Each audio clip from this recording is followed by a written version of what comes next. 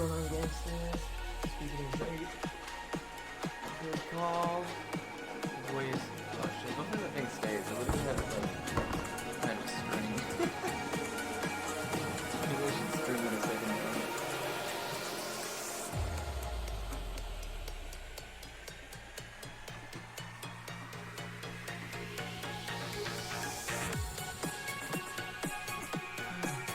Oh, sorry. Yeah. Forgot my mic is all the way up here now. I'm gonna have to either talk louder or something. I don't know. What's going on, homies? How are you guys doing? Guess we'll go ahead and get started.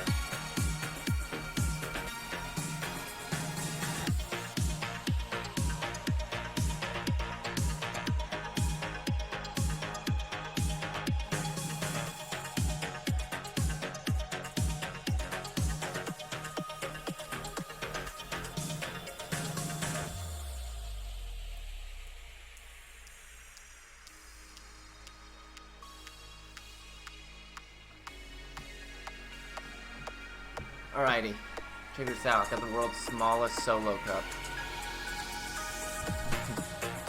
Look at that little fucker.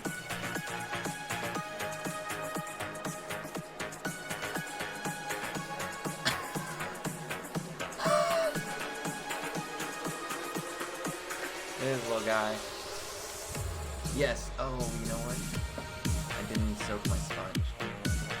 But yes, Murdoch, you are correct.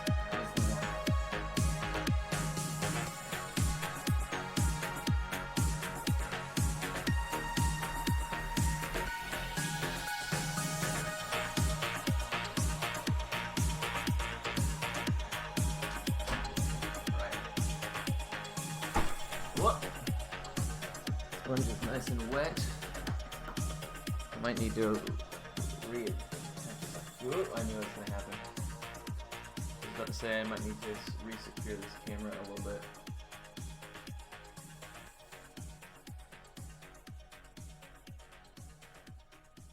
I usually use zip ties.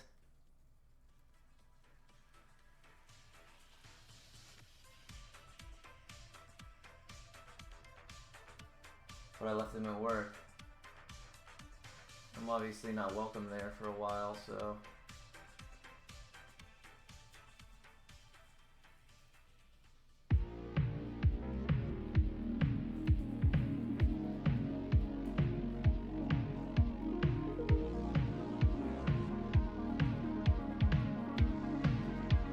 using string.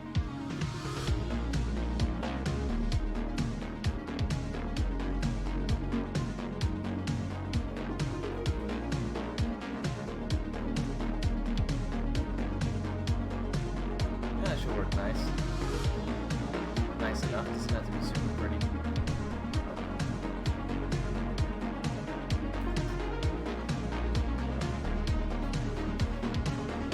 Alrighty, homies. Let's see what we got.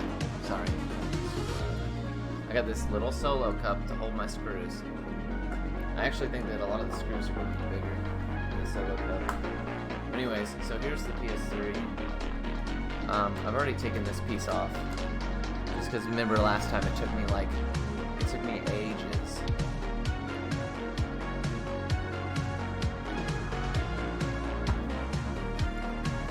My dad's was sick, luckily. Damn, man, well, I'm happy to hear that it's coming back negative. Oh, you know what, dude? I totally forgot that shit's playing. Is that better, I hope?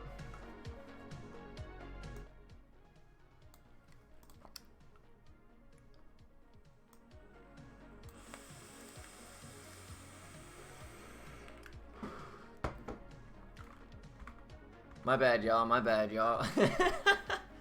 Okay, so yeah, first we're just gonna see if this bad boy works. I don't believe it does.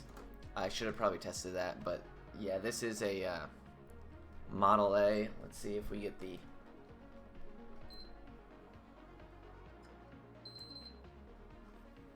Do it one more time.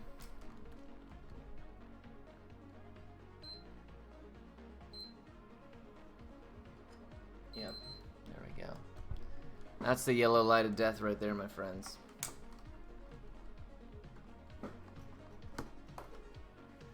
Yeah, so it goes to yellow for just a brief second. And yeah, it's a pain. Truly a pain. Let's get this guy apart real fast. Maybe this fucker a little bit more in this direction. There you go. Last time I did one of these, I didn't put a... Last time I did one of these...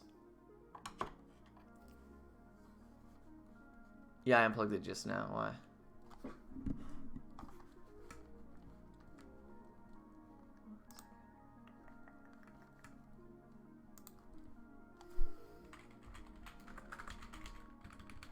Can you guys still hear the music? I'm fucking around with it right now.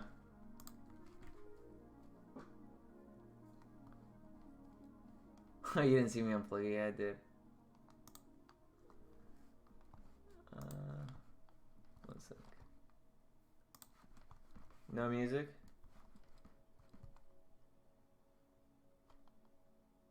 Weird. Yeah, that's what I was noticing. I didn't hear any either.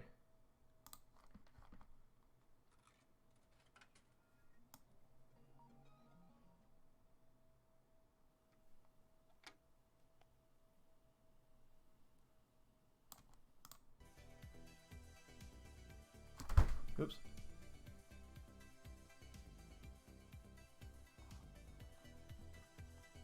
You hear it now? Or is it still too quiet?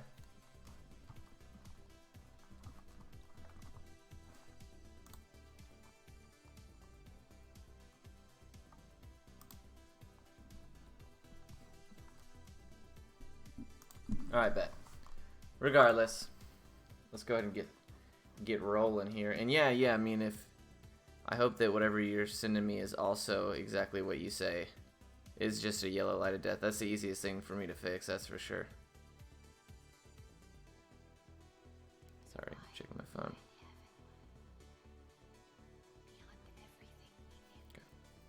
Okay.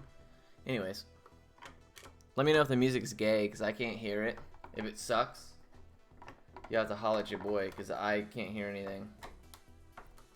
Sending all the dick pics. Yeah, exactly. Exactly.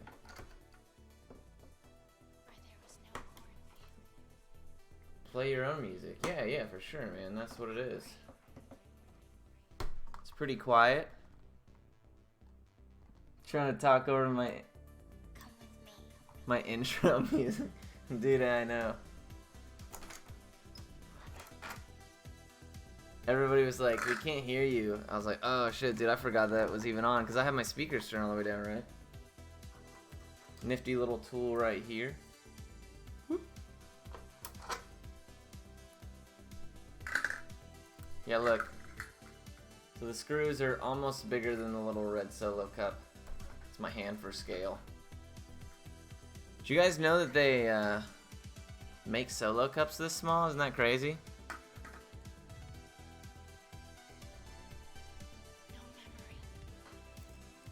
Let's see what else we got in this bad boy.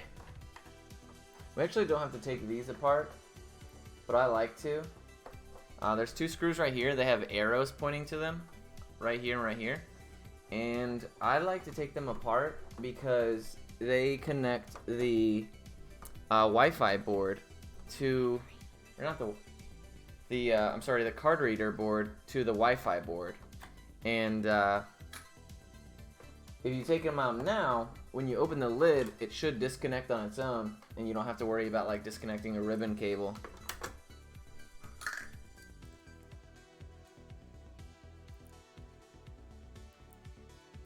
Tear down without losing at least one screw? Yeah, that happens, dude. It's just the way it be. There is one small screw. It's smaller than all the others, and it's indicated on the case with an S. I'm not sure what S stands for, but that's where the small screw goes.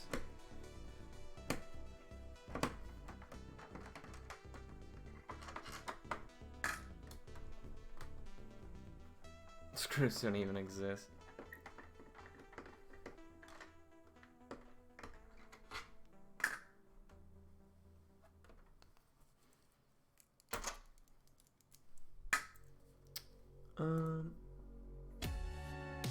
Oh, I love this song. The fact that I can hear it means it's probably pretty deafening to you guys.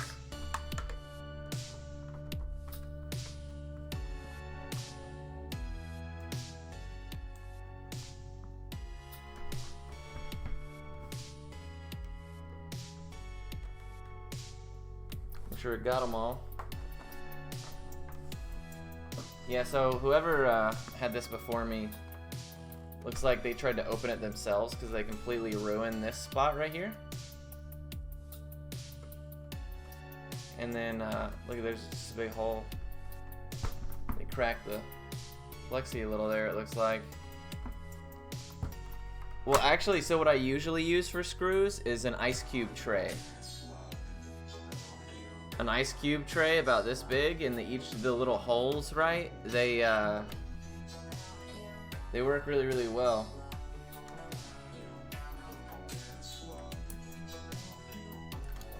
For holding screws. Why is this still? Did I miss a screw?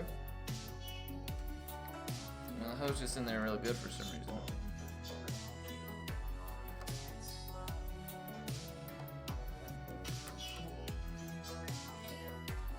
Oh, okay, I see. Just didn't pop out. So here's the little data board. How much did I spend on this? 25 bucks. 25 bucks and it's not working money. I mean, it's not working money. And it's not working because the yellow lighted it. I was reading fucking SNES thing. Let's put this back now. Not that it matters because we'll have to disconnect it, but I'd rather this piece be connected.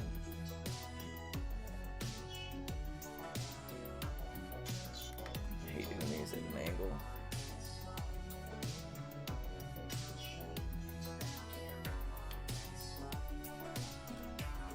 Alright, it's pretty dirty in here.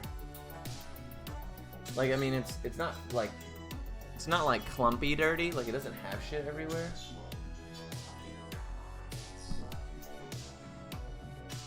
Is that better?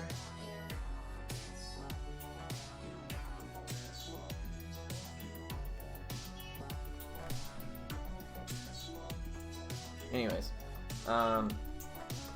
first thing we're gonna do is disconnect this bad boy and this bad boy down here.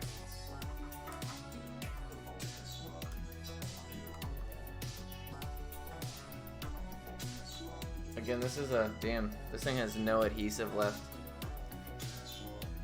A tar-filled console? I can't say that I have.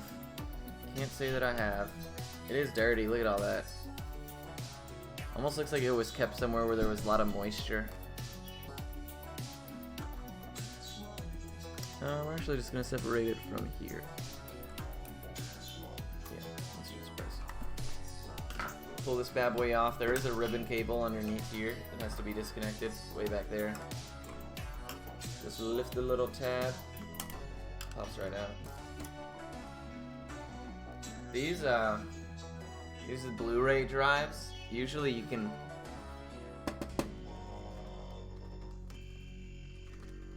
there might be something in there. We might have got another free game, guys. We might have got another free game. Remember what game was in the last PS3 that we restored? I can't remember even what it was. Oh, the NBA. The NBA, that's right, that's right. It was a stupid fucking NBA game. Disconnect this ribbon cable here. So this right here is your Bluetooth antenna. So if you ever have issues connecting your controllers, or like you taking it apart and you put it back together and your controllers won't connect, that's what you're looking for. Those things are pretty cheap. And they're generic too. So as long as it has one of these connectors, these little tiny circular ones, you can like, it doesn't have to be Sony brand or whatever. I bought an off-brand one for the PS3 that I use for speedruns and stuff. Screwdriver's too small. The one that I use for speedruns and stuff is a Model E, and it's, I don't know, it's somewhere. It's the one that Nightness left in my possession, and I never gave it back. But that one, the antenna eventually went bad, and I had to replace it. And I was able to use a generic one, as opposed to, you know, I didn't have to order it from a Sony website or anything.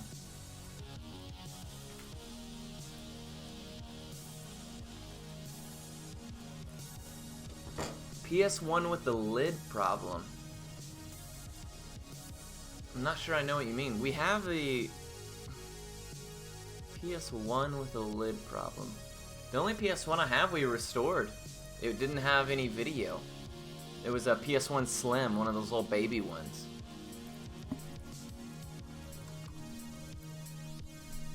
Oh, do you mean the PS2? The PS2 with the lid problem. Yeah, no, that's Beyond the Beyond. That's my Beyond the Beyond PlayStation. Yeah, you're totally right. I still need to do that. I just need to switch it with the English 90K's shell, and I'll be good to go. But yeah, you're totally right. I forgot about that. And I always bitch, because in the middle of a Beyond the Beyond run, I'm over here all tilted, because I'm like, wow, it takes me like 2 minutes to reset my console. And I'm like, well, the 30 minutes it would take for me to solve that issue, I'm just too lazy. It's just Beyond the Beyond. How serious am I going to take it? Now look at me.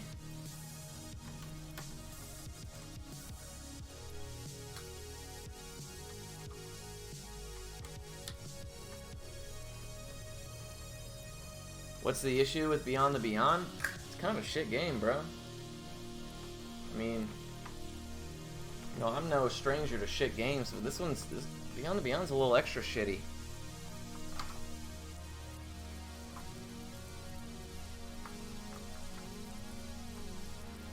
Cool. Want to make sure that that's dislocated. So now what we're going to do is just take off all these little screws. They're all the same size, except for the one that you take off back here that grounds out the Bluetooth, and the ground back here.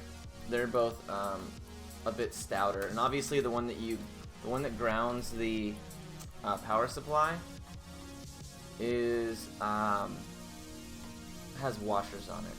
Oh, here's a fun little fact, right? So I don't know if you guys remember, on the original PS3 that we took apart and restored, it had the first generation power supply, where it had it was like squares instead of circles, and it was only a few of them, like right here and right here. Well, if you have this generation power supply, you can actually take out this right here, the card reader. So if you never use SD cards or whatever, I don't even know what they're for the PS3. I guess like photos or something, I don't know. Anyways, if you don't use it, you can actually just take that piece out and expose all, there's some dust in that bitch. Expose all of this for heat related issues. It, you know, just less opportunity for heat, less to get in there if all this is exposed and open. The power supplies don't usually overheat, but you know, these consoles are known for getting pretty hot. It's just usually not up here at the top. How'd the rest of the run go earlier? Oh, dude, it was actually, so we ended up going, we were like -5 at one point, back in the green. I think I ended up getting to -10 after the grind section. And we ended up finishing the game like -5. Or I'm sorry, +5. We didn't PB. We were in the red by like 10 minutes because the grind section brutalized us. But we ended up making up like 5 minutes. And we made up like 6 minutes earlier in the run, so my sum of best is now like 4 or 5 minutes faster than the world record. Yeah, I was super disappointed that that the encounters for the EXP grind went so badly. I got like nothing but like double wizard fights, which are worth like 800 EXP, and they take like twice as long as any other fight. So they're the longest and the least rewarding. So yeah, it takes forever. How do you get the ribbon cable to actually make contact in the Model A DS2 when you push it back together?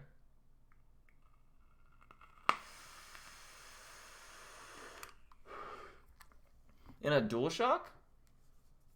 What ribbon cable are you referring to? DS2. Oh, unless that's like an actual DS. Is that like a... You mean like a... Sorry, when I hear DS2, I immediately think DualShock.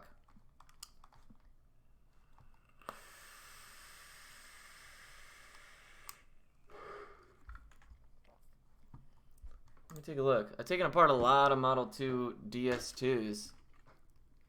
Dude, I vape always. I feel fine. I feel fine. I've had some free days off of work, which has been amazing.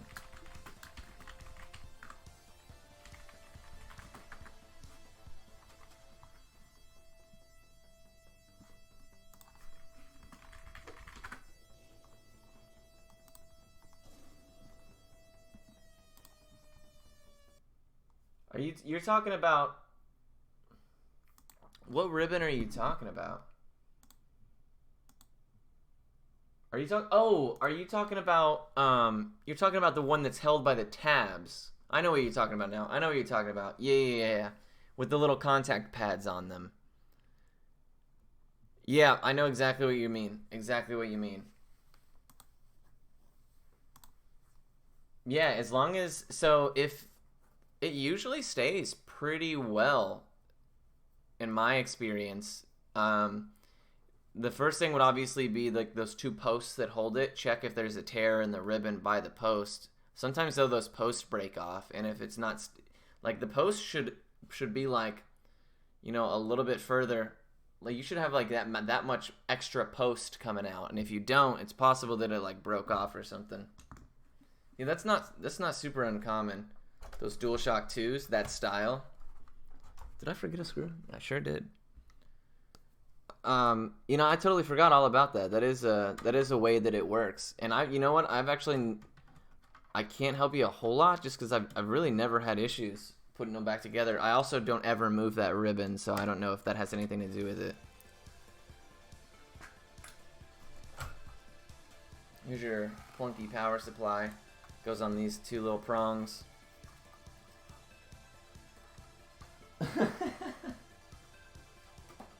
Yeah, to be fair, man, I've been doing myself a disservice with the runs I've been doing. Beyond the Beyond is like, it's not a kind run to grind down.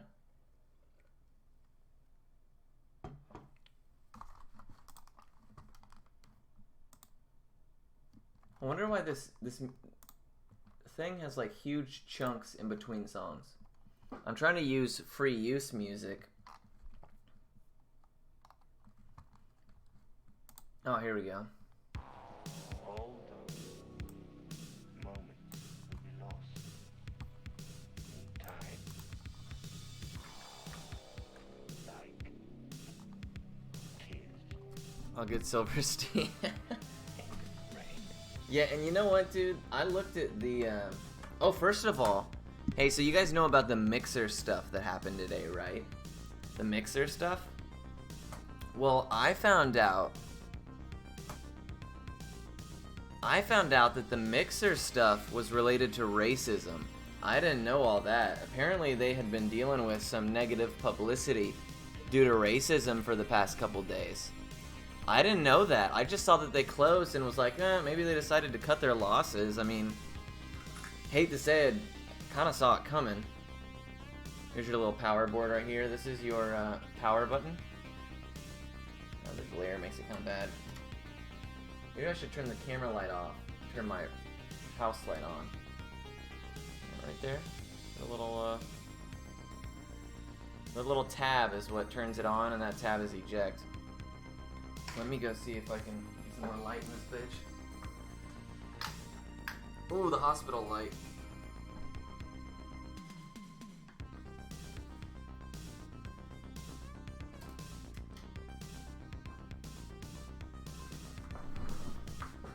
I might end up creating glare. Let me know if it's like unbearable.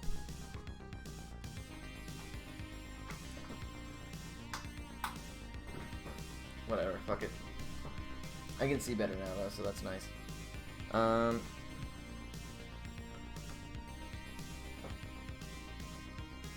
We're gonna have to take this off.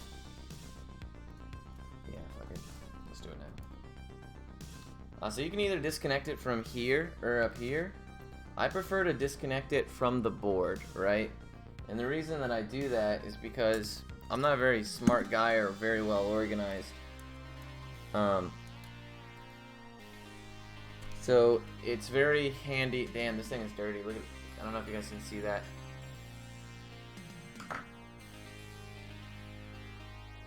It's not the glare.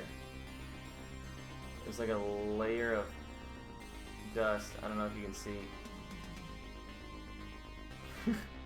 But yeah, I prefer to disconnect it from the board. That way I'm not having to lift this up over a bunch of cables that are still connected. And it also keeps the wires connected to the spots that they go, which is really nice because, well, for obvious reasons. It's really nice because I'm very prone to losing shit, and creating less opportunity for things to get lost is usually best case scenario.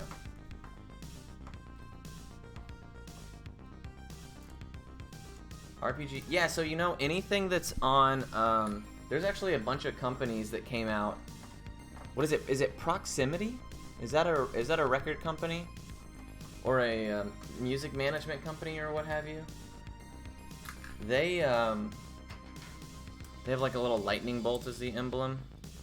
And here I like to keep the parts kind of together so I can remember. I mean, it obviously looks like the exact same size, but if it's your first time taking some shit apart, there's a lot of things in here that can get lost. Or you can be like, where did that go? Let me tell you, if it was Proximity or who, they came out and they said anything that we put on our channel, 100% royalty free. Yep, Proximity. Here it is right here. Oh, I just closed fucking chat on accident. It's whatever, I don't need you guys.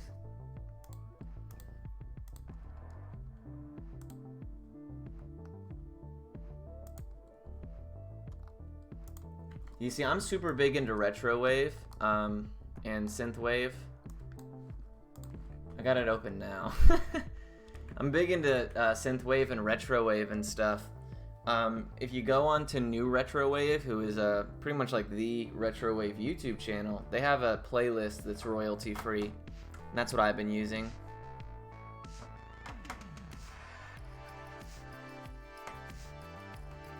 And to be honest, I don't think that the people like us, the smaller streamers, my ass didn't even partner, but we're grinding for it. You know, I'm gonna tell you guys this right now. I actually submitted a couple days ago because I was like, well, maybe I can cheese my numbers. But now that I'm getting like close and doing well, I'm like, oh shit, I should have waited. So now that's why I did an extra stream late at night. I was like, fuck it, dude. I don't have a whole lot of opportunity. I gotta get my numbers up before they check. But I'm pretty sure that they have to like file. Oh, again, you're gonna have two smaller screws. One is gonna be right here, and one is gonna be right here, and they're actually gonna be indicated by this little arrow right there. Can you see that?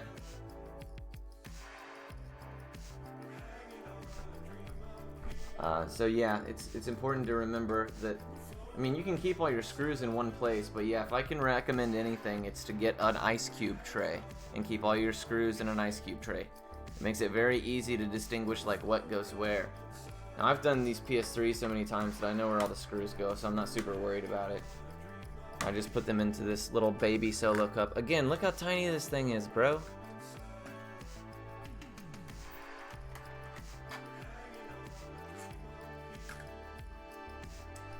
Okay, that's probably good. We'll go ahead and take the heatsink tabs off now. Yeah, I know, right? What are you gonna do with that?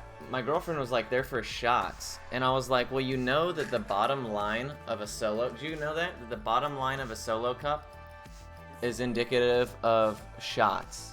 So this is shot, this is wine, this is beer, or something like that, or mixed drinks and beer. Like that's what the lines mean. So like, that's what a large solo cup is already measured for shots. I don't know if that's like part of the branding on purpose, or if that's just something all the drunk kids in high school told each other, but either way. So one thing you can do if you're like super paranoid about your heatsink, about heat issues, thermal paste, what we're gonna fix today, which are gonna be some capacitors.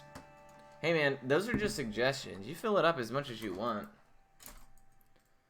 So one thing you can do here is you can actually, right in the middle of this, is put like a metal washer. Or you can put metal washers here, under this, just to create a little bit more pressure, so that this thing pushes down harder. Because what this does is it literally just applies pressure on this side. So it would push this piece down, which creates better, you know, it just creates a lot more pressure and pushes the metals against each other so that the heat dissipates a little bit better. Sorry, I was struggling on, I'm trying to read chat and I forget what I'm saying, and it's like, it's a whole ordeal.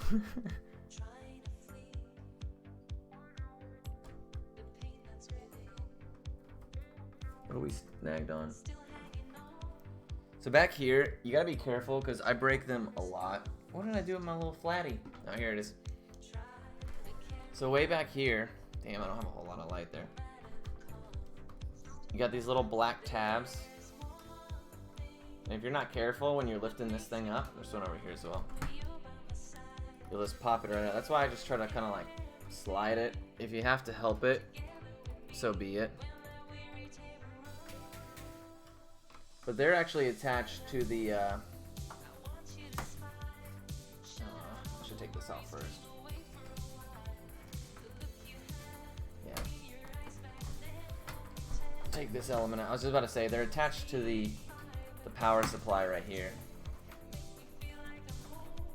Or the, I'm sorry. Hey, look! Oh, shit, guys. I fucked up. Just kidding, no I didn't. Everybody pretend they didn't see anything. I was like, why am I meeting so much resistance, man? Well, that would be because the hard drive is still in there. I thought it was, I didn't know that there was a hard drive in here. Usually when I buy them off people, they take them out. 60 gigabyte, this is the OG.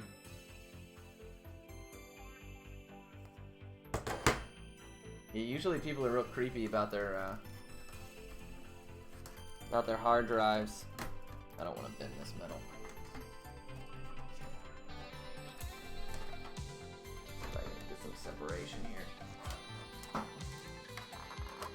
I've bought like, shit, I don't even know how many.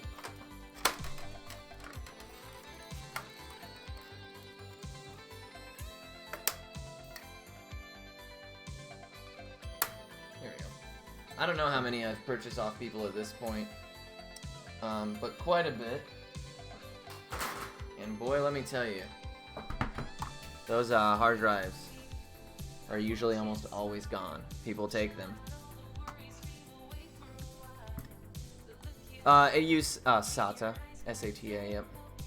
Let me welcome you to my world.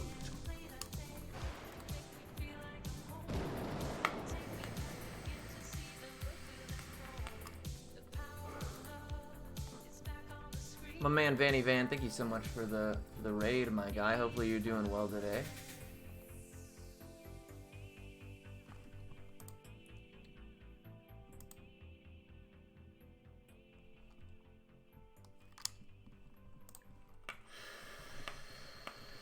Oh, you know, man, just chilling, just having a good time. It hasn't really started yet because I'm being slow, but we're working on it. We're working on it. So there's a couple things we can do now. It just kind of depends on what you prefer, and as far as like what piece you want to take off first. Now, because we need this actual board, we're gonna take this whole element out.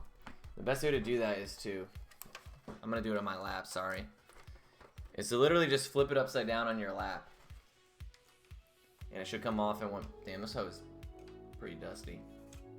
It's not the worst I've ever seen, that's for sure. Not even close.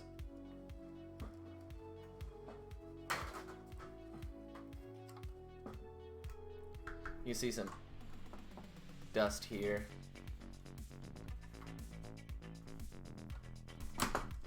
Oops. Yeah, I should have done that first. This is the relay. It's very easy. This piece, if you ever want to change your relay because it's gone bad, just pops right out. You see? Just pull it right out like this. Slide it back in. Very simple to change out. What's wrong with this one? This is a yellow light of death. And the yellow light of death is these NEC token capacitors. They go bad. And when they do, you just have to replace them with tantalums, which is what we're going to do. Let's see if I can get this off from here. Alrighty. So we're going to take all the good shit off. We gotta see the board right underneath the GPU and shit. Yeah, 90% of the time, yellow light of death is these capacitors, and generally about 10% of the time it's just bad conductivity. So usually like thermal paste and stuff like that will solve the issue. We got a couple little baby screws here. There it is. Sorry, my hand's kind of obstructing the... Yeah, I'm unscrewing screws, so... Yeah, I didn't actually have a PS3 either. I actually stole this one. When I started speedrunning, I stole this PS3 from my buddy Nightness because I wanted to learn how to speedrun Sly Cooper. I had not even started speedrunning. It was long before I ever started streaming. And I saw online that it was the fastest way was on this PS3, so I was like, dope. Hey, so I hit him up. He lived right down the street from me, and I was like, yo, let me get your PlayStation from you don't mind? And he was like, alright, whatever. I practiced the run for a little bit. I sucked real bad at it, and then I kind of gave up. But I never gave his PlayStation back. Well, we actually moved in together, and we lived with each other for the past, what, 4 years? Me and Nightness lived together. So he was my roommate for a long time. I just moved out when me and my girlfriend, the thing's look at that. That's corrosion. That means, yeah, see, the fact that that's not coming off. It's all rust. Means this was probably kept in somewhere pretty humid. Yeah, wow. But yeah, I never gave it back to him. So, okay, so fun fact, and I don't know if it's gonna happen here. Oh, I need to go get my other toolkit, the one I use for my vape. Give me 1 second.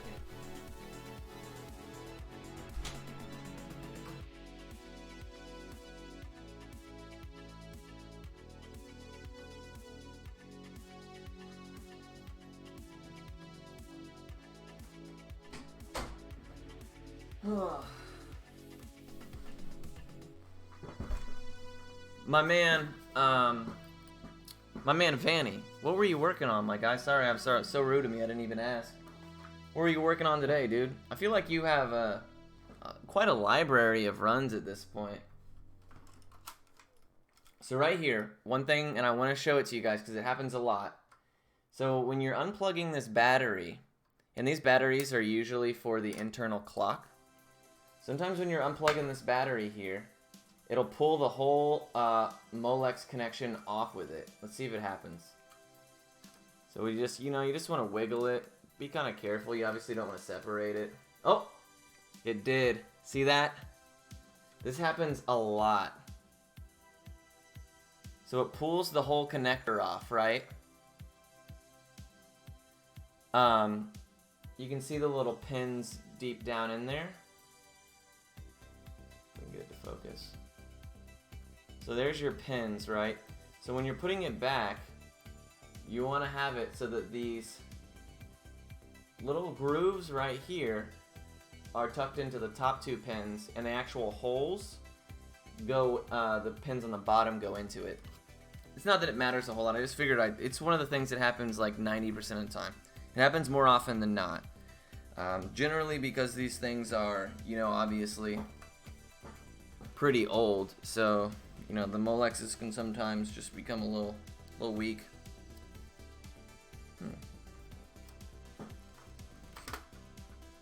Now, generally the way here, I'll show you how I do it. When I want to separate these two after taking apart, you can actually pull this whole heatsink element off. But I'm not going to because it's staying connected. I'd like to keep it that way. So what I do is I push on these. So here's your USB ports. One little fun piece of trivia. If you own a PS3 with 4 USBs, it's backwards compatible. Doesn't mean it's a Model A, it just means it's backwards compatible. It might be a Model C, D, E, whatever. But if it has 2, it's not. Damn, look at all the filth in there.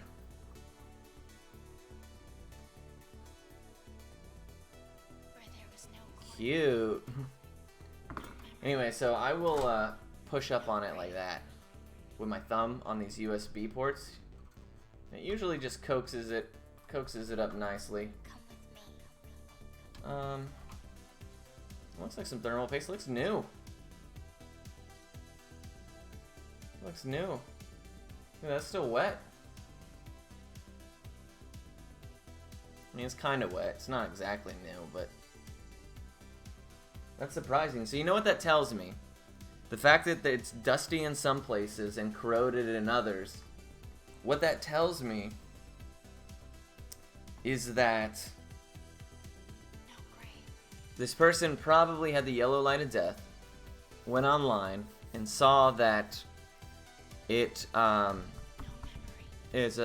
heat sink, a heat issue, whatever, put thermal paste on it, and then they went and tried to paste it. It didn't work, and they were like, ah, fuck it, and they put it on eBay for 25 bucks. That's what that tells me. You can get thermal paste off a number of ways. I'm just going to use a microfiber and some isopropyl alcohol. But we'll actually deal with that later. I am going to clean these off. Well, I guess I really don't need to. I don't really need to. And I will. I don't want it to get on my desk. Not because I care, I just don't want my desk to get dirty. We'll go ahead and get some of that off. First I'll try it with just the microfiber. Oh, yeah, that's not super wet. But if, you know, it's definitely not stock. Because they use a white, very cheap thermal paste. And you'll notice it crumbles like as soon as you touch it. It's very, very cheap. So it's definitely not factory thermal paste. Plug your stream to the eBay seller. Dude, I don't even know who I bought it from. Dude, I buy so much shit off eBay. Whether it be Kiwamis or whatever. I'm still waiting on the Turbo Duo that I ordered. That's enough for now, just to keep my desk clean. $300 Turbo Duo. Didn't we just hear the song? I love this song. That's how I remembered. Yeah, exactly. That's exactly what I'm thinking. So the guy was like, or maybe his buddy was like, dude, I can fix it for you. It wasn't put in an oven, though. I can definitely tell. That's a lot of people think that you should put it in the oven. It's a real thing. It's a real thing people do, believe it or not. It does not look like it's been ovened, which is nice. This is refreshing. Because if it had been put in the oven, it wouldn't have these factory pads right here. These would crumble up and peel. See how this still has adhesive on there?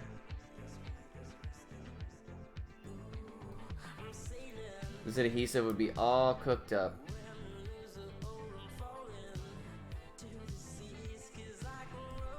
Alright, so ladies and gentlemen, here's our problem right here. This is what we're going to be dealing with. These two, we're gonna start with these two capacitors, then we'll test it. I mean, you could technically do these two, flip it over, and do these two, Yeah, eight total. You can do all 8 if you want. It takes 3 tantalum capacitors to replace 1. So you could put, you could do them all if you want. There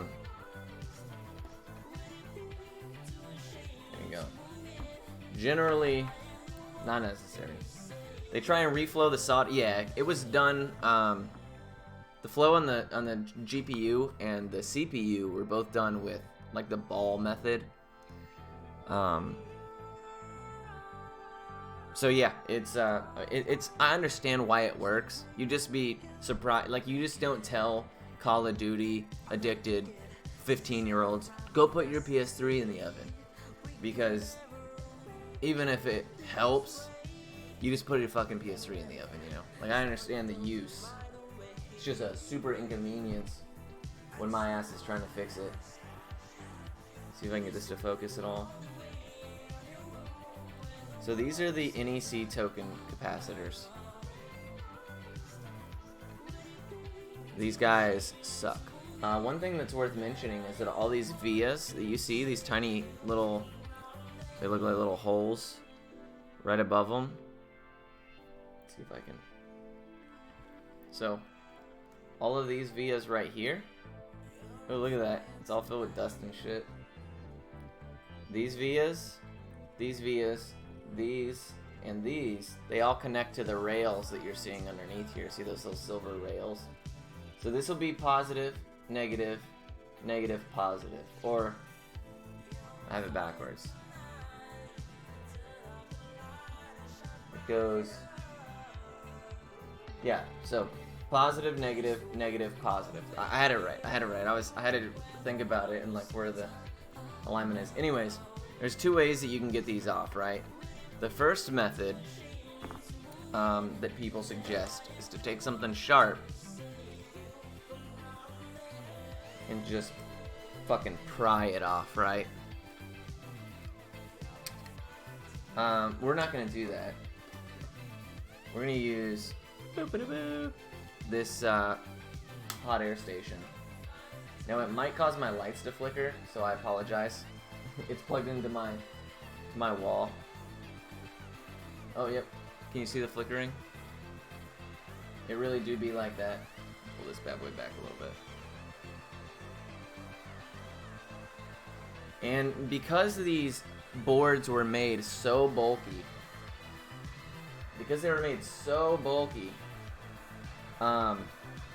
they're very, very hard. Yeah, warning, if these flashing lights bother you, that's my bad.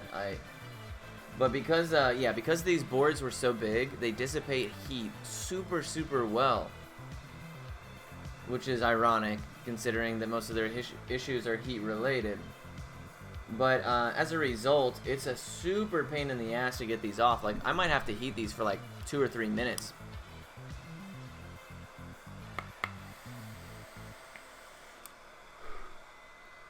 Last time I had the issue, it was taking forever. I was using the small tip on my hot air station. Today I'm using the much bigger tip.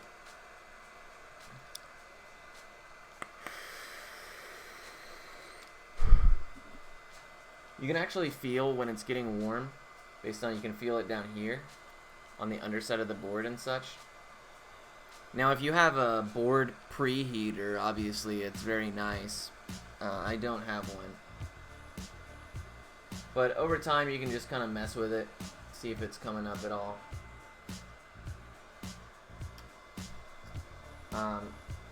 Get something flat, small, see if you can pry it at all. You'll eventually start to see the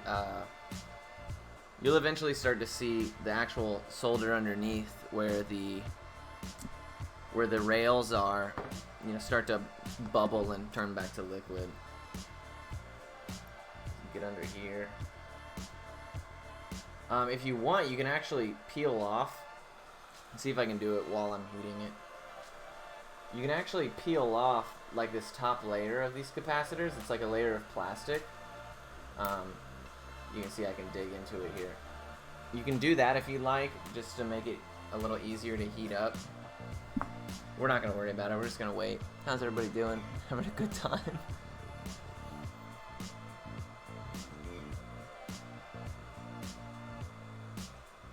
But yeah, it's funny that there was oh, there you go. It's starting to come up a little bit. Funny that there was new thermal paste. Yeah, generally when you heat these, the plastic is gonna melt first, and that's what's gonna peel off first. Yeah, see, there you go.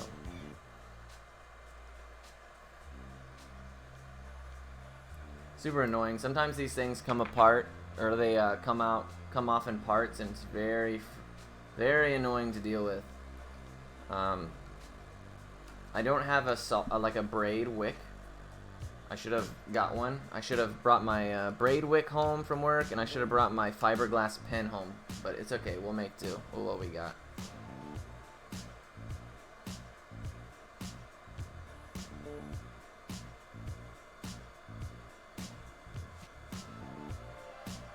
Damn! Supper slash, that sounds crazy. That sounds awful.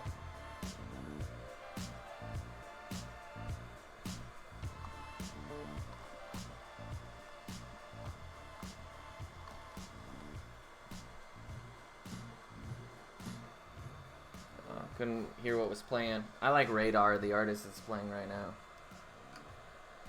See if we got any movement. Oh, looks like we got a little bit. Like I said, man, these things dissipate heat super well. So it's sometimes very difficult to get these caps off. These boards are, they're sturdy. And I don't really have anything that's holding my board in place. Let's see if I can kind of...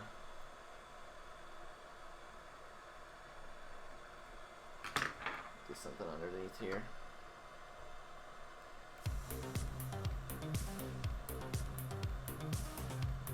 No, not warm enough yet.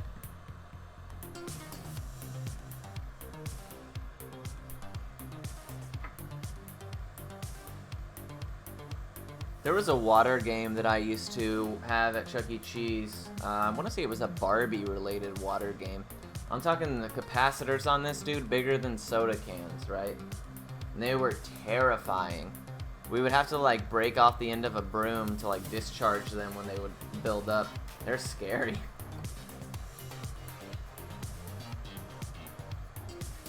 I have to crank up the heat.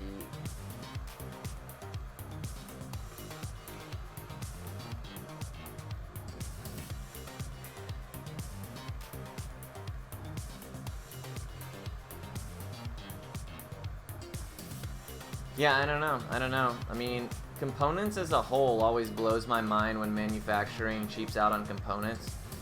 Because you're looking at like the difference of, you know, maybe 6 to 8 cents a board for like better caps.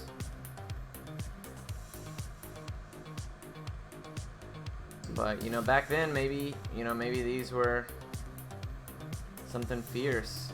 I don't know. You know, the PS3 was obviously not an amazingly well-launched system to begin with. It went through how many revisions super quickly, purely out of the fact that people, I see it's splintering now, that they were like, well, we're gonna make it reverse compatible, and they're like, well, it turns out with all that extra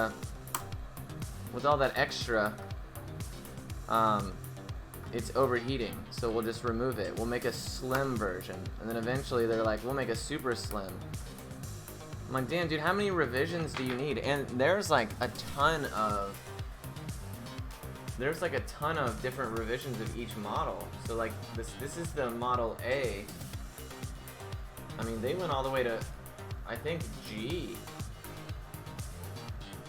in the fats, maybe even further.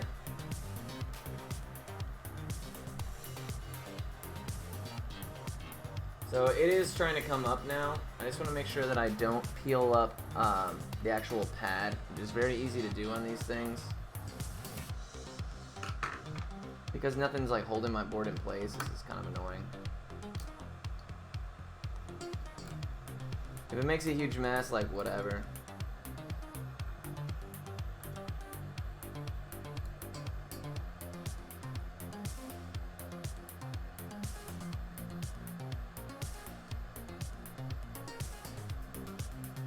can always clean it off.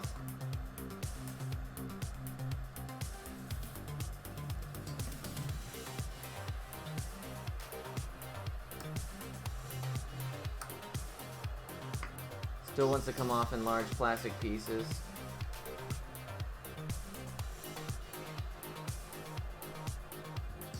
Cool. Now with all that off, we'll give it a little bit more heat.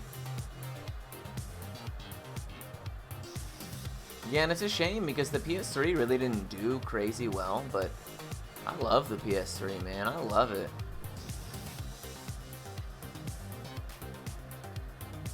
Yeah, exactly. Oh, they're miserable. They're miserable to replace. So I only do as few as I can. And usually these two, the ones right below the GPU, they're usually the issue. They're usually the issue. We did the last Yellow Light of Death we did on stream. We did both of these and it was good to go. And it's actually right behind me over here on the, you can't see it now, but trust me, it's there.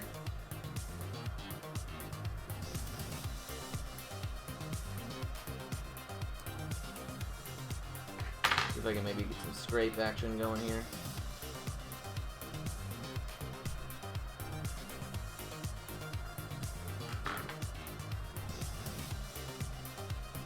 Second one usually comes off easier because the board is, you know, nice and warmed up.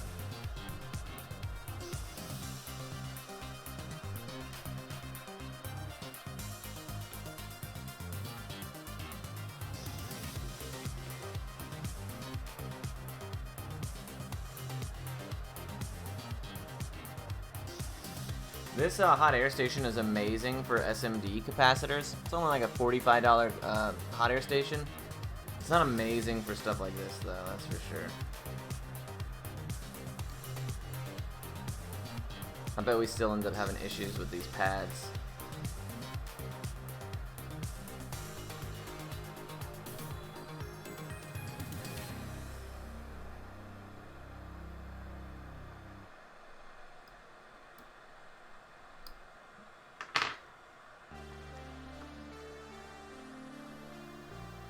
See where we're at. I can feel the board heat. I can feel the heat from all the way over here. Oh, there we go. Got a little bit of clearance. I don't want to turn my hot air station off because it's definitely not done. And it's because I don't have any solder braid to like clean these pads off. I'm gonna have to use the hot air station a little bit more than I'd like to.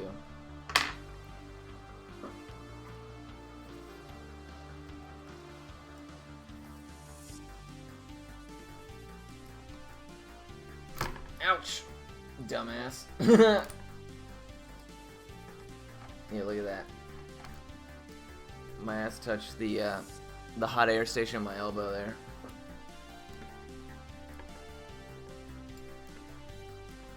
I would I'm still considering moving like my work desk into the garage. That way my streaming station and my work like console stuff can be in two separate places.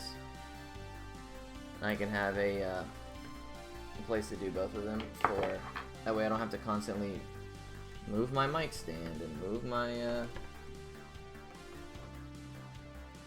my camera and all that kind of stuff. It's super hard to get these off. Give me a second.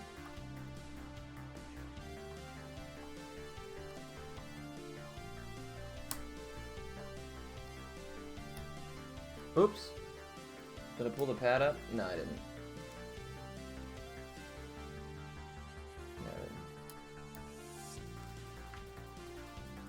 So this right here, this black line in the middle, that's still part of the capacitor. There we go. You can usually shove the sharp end of like these little style of tweezers. Let's pop that shit right out.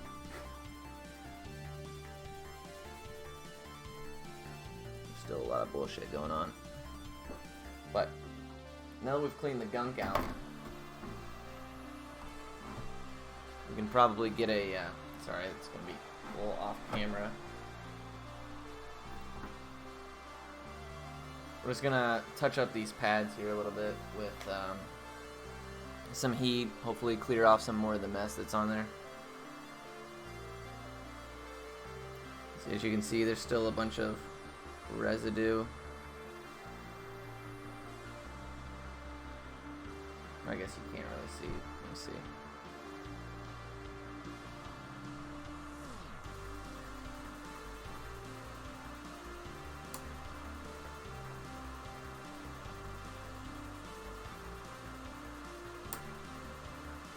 See all that.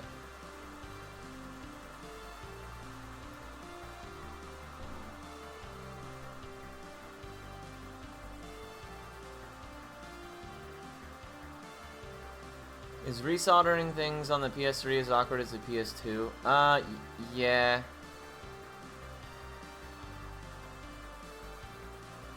Yeah, I would say it's not super bad.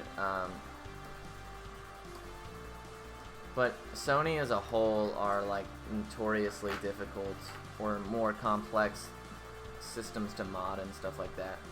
You want to do like a PS2 Slim mod on a PS2 Slim, obviously, is way more complex than a N64 HDMI mod or an N64 RGB mod. You know, there's just a whole lot more going on.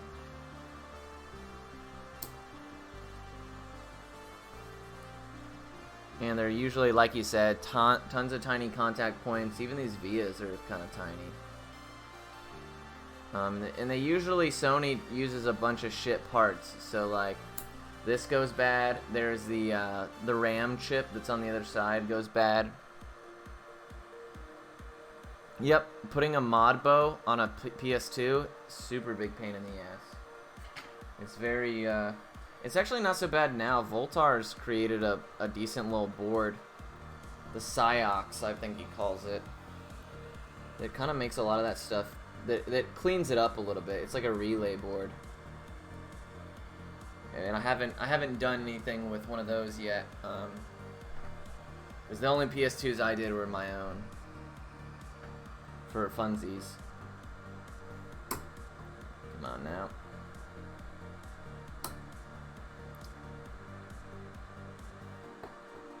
This is like 90% of the work. Soldering shit on, that's the easy part.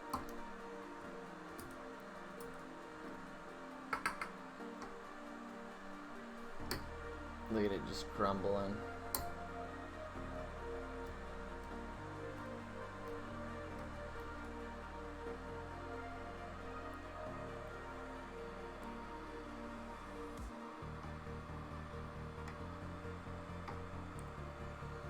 If I heat up my,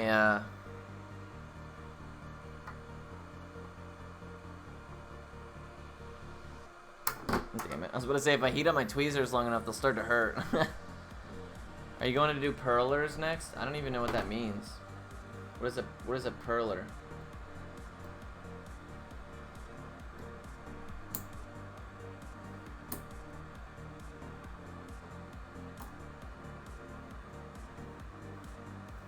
Hey, Blue Harvey, what's up, man?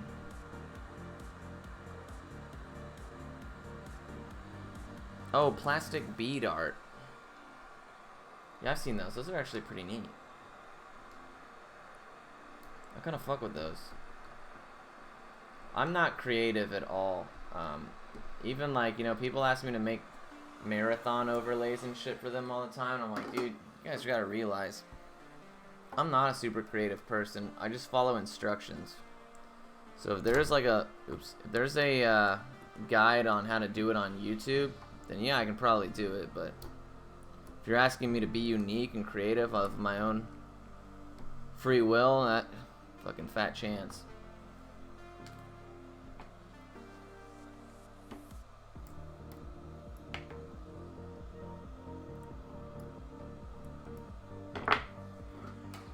Oops.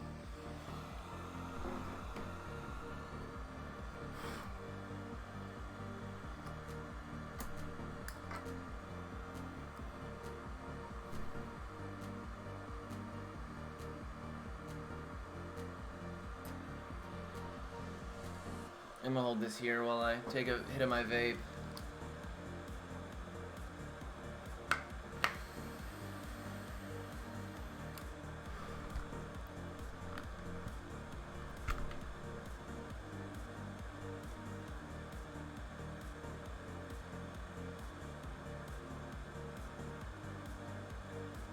There was a couple Super Nintendos that I have that I got fixed, and I want to try retro brighting them. Now, obviously, retro brighting is not like a super stream-friendly thing, because it takes like a lot of time.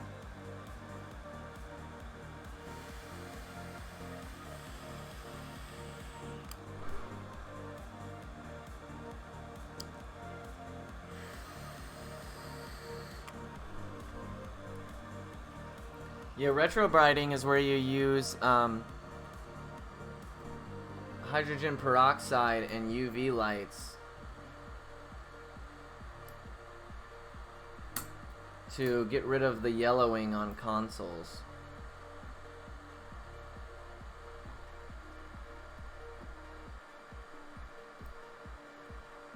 This shit is not wanting to peel up.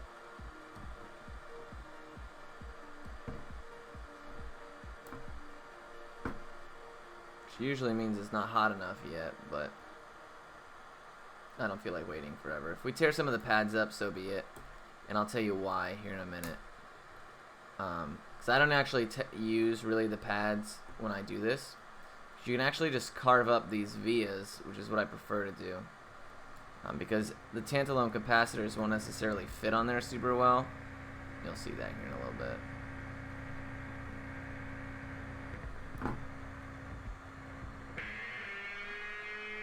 And this board is super warm.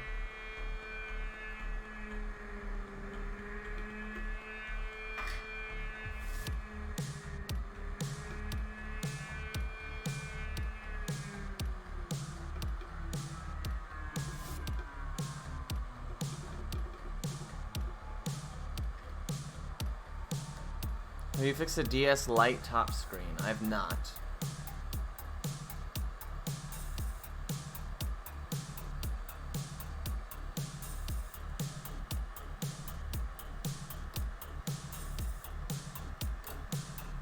I'm just a hobbyist. I'm definitely not a pro or anything like that. Just pretty much do it for friends and myself.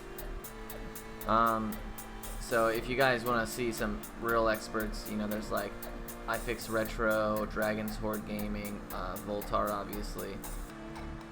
They're gods. This shit is not wanting to budge. Crank the heat all the way up too, man.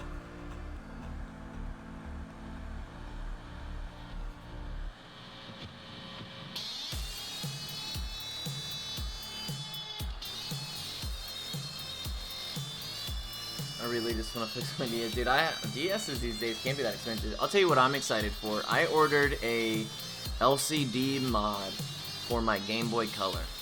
So, my girlfriend still has her childhood Game Boy Color, and there is a new LCD screen for it that's 2 pixels to 1, and backlit. Completely has its own backlight and everything.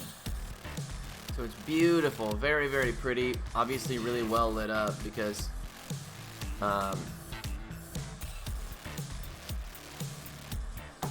I know you guys remember the Game Boy Colors. You couldn't really see them very well. You needed to get that really shitty light. Yeah, it's hot. Well, it comes with its own mod to replace rechargeable batteries. So yeah, you can actually you replace the battery pack with a rechargeable lithium ion.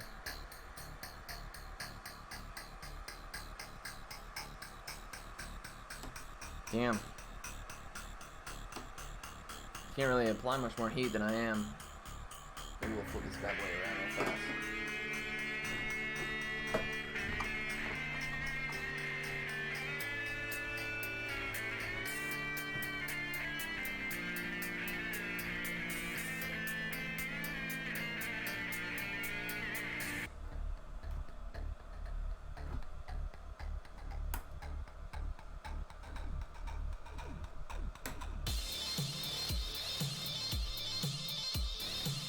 Don't want to crush this little chip over here. I definitely don't want to pull up pad. Generally, if you can separate the plastic in between the 2 rails, there we go. It'll come up a little bit easier without pulling the without as much risk of pulling the pads off. Yeah, this thing is being a pain in the ass. This one is worse than the last one, I think. The last one was a huge pain in the ass. There we go. Sometimes you just peel it like a lid to a can. What's cool though is that you don't actually have to use the rails. I'm actually not going to. So I don't really care if the rails are super cleaned up. I just need all the shit out of the way.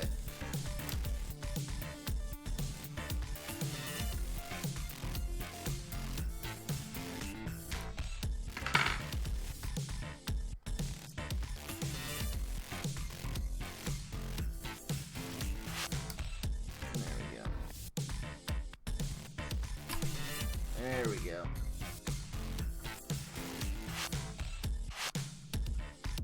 Still a bunch of bullshit right here, but it is what it is. I'm just gonna go ahead and peel it off and continue.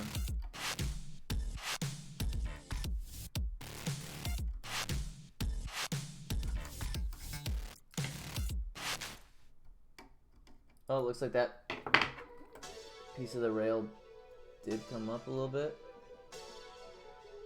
It's okay. No worries. So what I'm gonna do, because these capacitors are, oops, still a little bit of that bullshit in the middle there.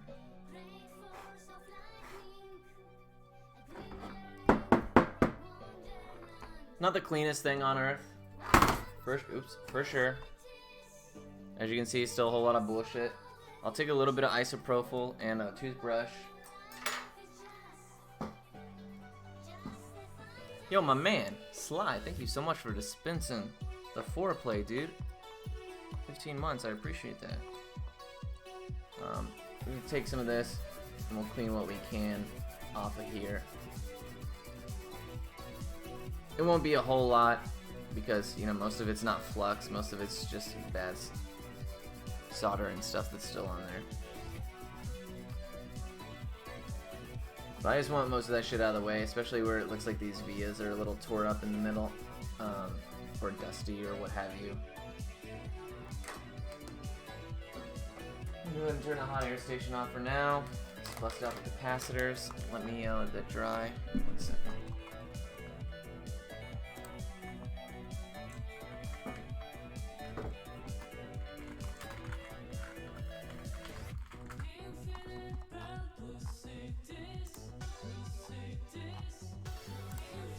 If the music's weird, let me know, because I'm not even listening to it. I can't hear it, so.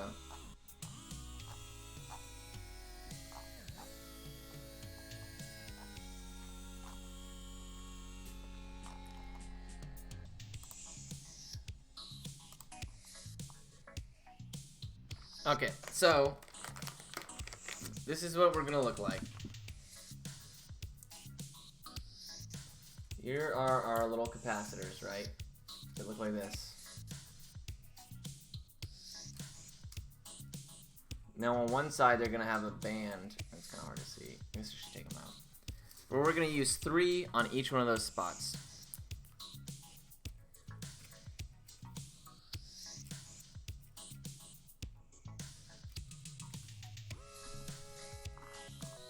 One, two, three, 4, 5, 6. All right, perfect.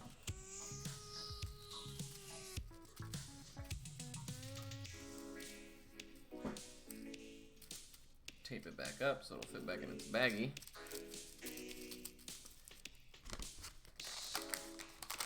Alright, so what's cool about these capacitors, first of all, I'll show them to you. So these are little tantalum capacitors. I want to say, let's see if I can get that on there.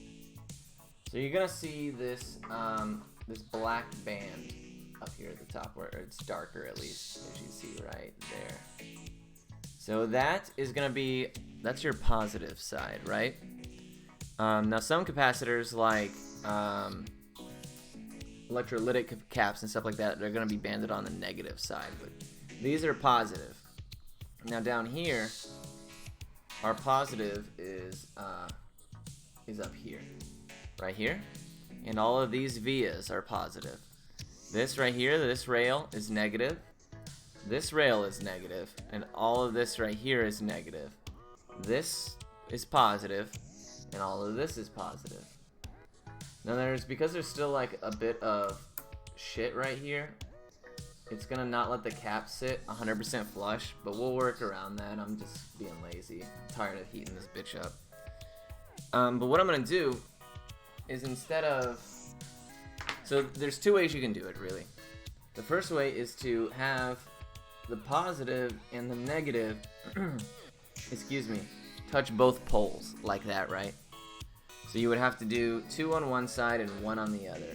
So you would have to have it touch one pole and another, kind of like that. It will look like that. But the issue is, you look at these on the underside, you see how much, you see how long these leads are, right? So a good way to check whether or not you're shorting is to simply put one on the back of one that's there, and then have a better idea for, is that going to touch that one and the bottom one? Because if it's going to touch both, you're obviously going to short out. So the way I choose to do it, and it's way easier when I usually have my fiberglass pin, but I haven't had it the past 2 times. My man Chrono, dude, thank you so much for hanging out, man. I appreciate it. In both streams. We did 2 streams today, and you were there for both, man. Thanks so much. Tell your girl what's up. Hopefully you guys have a great rest of your night. But what you can do is you can actually take like a box cutter or something. A fiberglass pen is obviously the best bet. It's what it's made for. And you can actually just come over here to these vias, and you can scratch them up a little bit until you can see the copper underneath become exposed. Then you can just simply put one of the caps on a negative pole and then touching whatever up here. And that will allow me to do a couple things actually.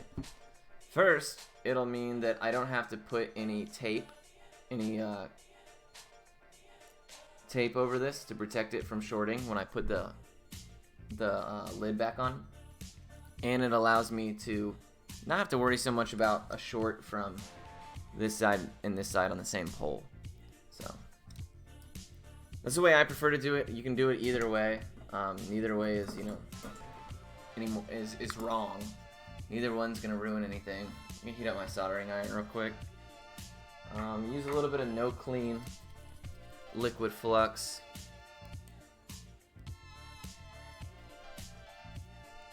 This pen is really trash, but it was cheap and I bought it, so here I am. I prefer to use like a putty style flux, but liquid flux sometimes goes hard as well.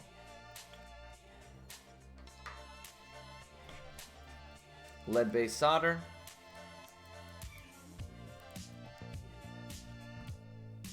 Here's the flux I prefer to use, one of these bad boys. Oops. It's gunky. I don't know why. I like it a lot better, but it is what it is. Break out the lead. Make sure you give it a little taste. Eat a little bit while you're at it.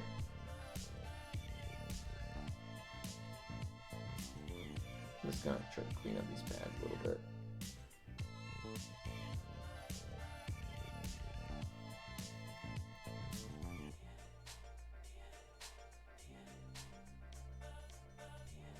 They're still dirty as heck because I don't have a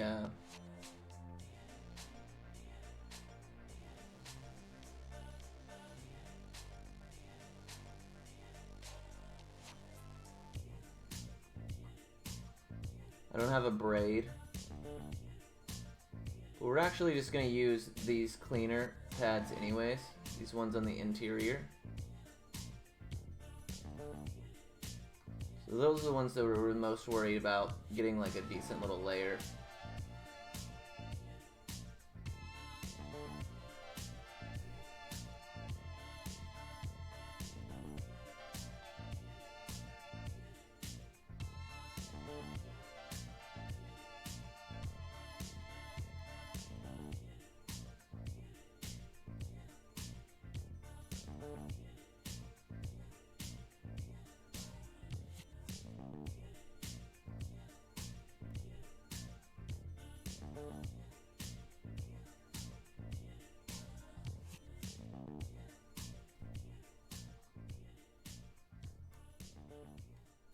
Cool. Looks good for now. So yeah, the first thing I'm gonna do is kind of figure out. Yeah, dude, I have some. It's just at my work, and I have to like carry all my tools that I like. Any of the tools that I use for this kind of stuff, I have to like put in a cardboard box and like bring home with me every night. And I always, you know, when you have that kind of system, you always forget things, dude. What did I forget last time? Oh, I forgot at work. I actually forgot zip ties. So I was like, great, dude, they're at my house.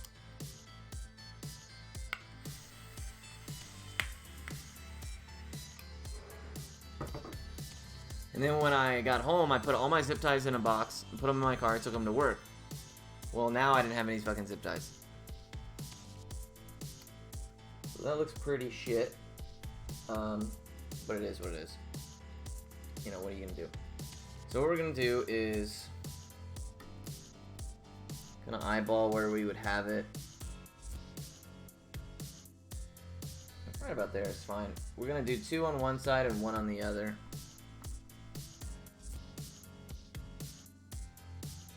Probably around this range. Somewhere like that. They don't have to be pretty, they just gotta be on there, right? So now that I have an idea for that, I know what I want to scratch up with my little blade here. I'm gonna pull this camera back just a tad while I do this. Hey Panda, have a great rest of your night. Yeah, it is pretty late.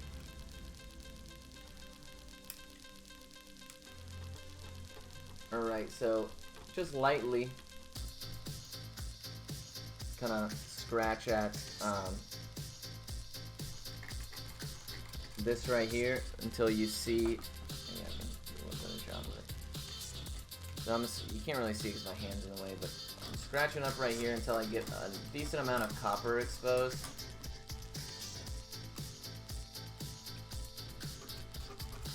And I do this for a couple of reasons. The first is that it obviously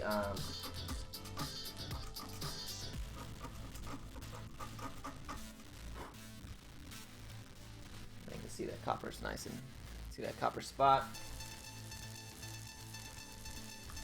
And you don't want to damage the vias, and obviously it makes the most sense to do it in places where the vias are a little less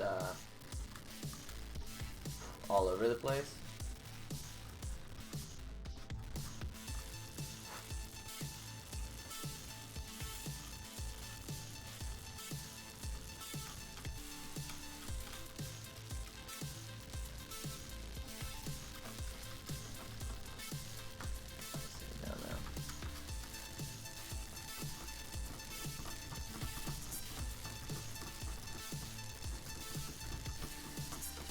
Now, if you have a fiberglass pen, this job is significantly easier.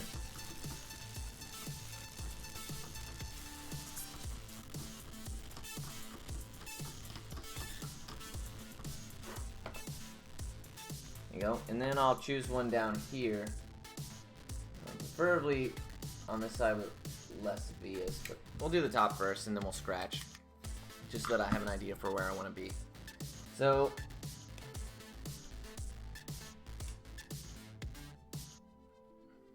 now what we're gonna do,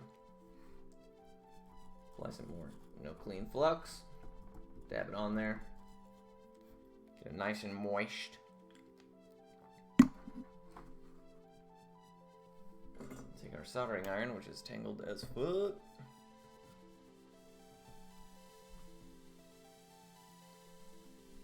Maybe apply just a little bit of solder to the copper areas here. Just so that there's a little something on the board that we can work with.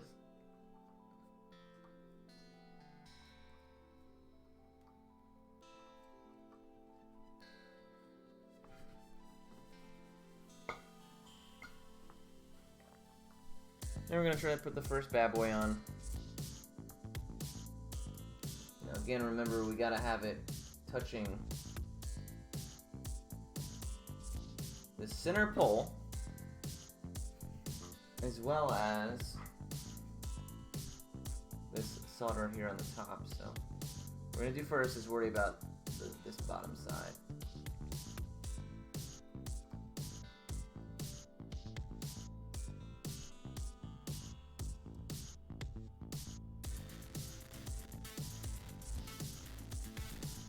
Once it's got a little bit of solder right there and it's kind of staying on its own, maybe add a little bit more.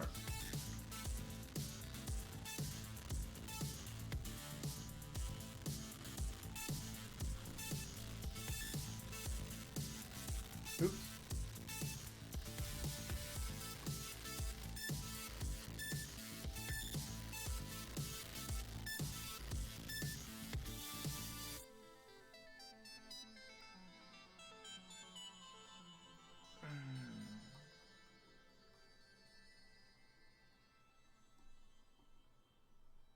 And part of me, I love SMD caps because you know exactly when they're stuck. Even though SMD caps are like, you know, notoriously shitty.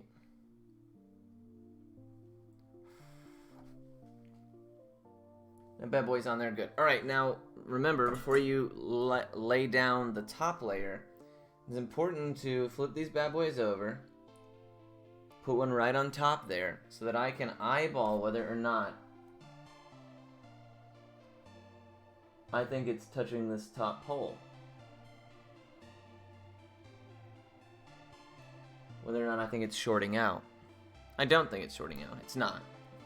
But that's a really, really nice, easy way to check. Flip one cap upside down on top of another. Super simplistic way. Now we're just going to come at it from the top over here. Oh, it's going to be hard to see.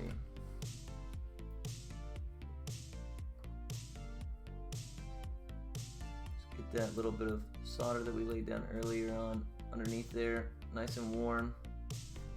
If you feel like you need to add some, by all means.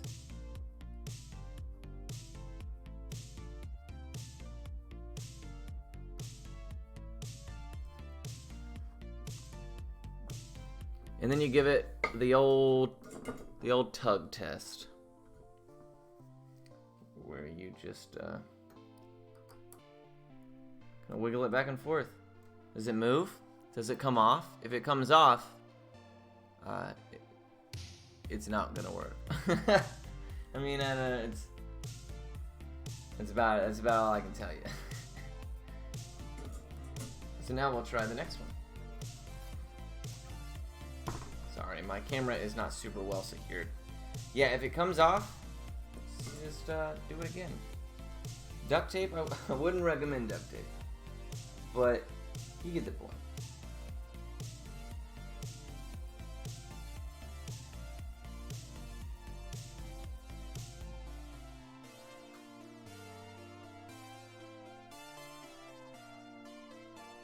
Cool. Give it a nice little bed there. Preparation. Again, I like to do the bottom first, but I mean, you do whatever way you like. There's no, as long as both sides are eventually connected, that's all that really matters. And if you're just a hobbyist like myself, don't stress out about like the pretty aspect of it. An ugly console that does shit is way cooler than a pretty console that doesn't. And once it's all back together, nobody can tell, right? I mean, you'll know. You'll have to live with your own shame, but it is what it is. That's nothing new.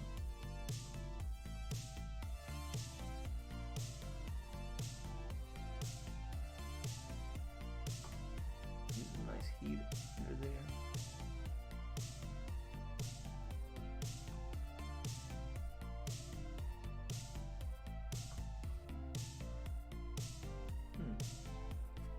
Not getting a whole lot of heat. Maybe add some.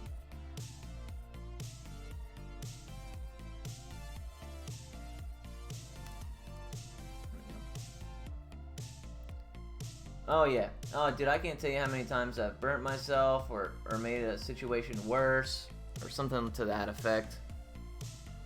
And then I put the console back together and it works. And I'm like, you know what, man? There's pride in taking something broken and making it not broken. We're going to give it the little short test like I mentioned earlier. Do I think it's shortened? No. Ooh, that one's close.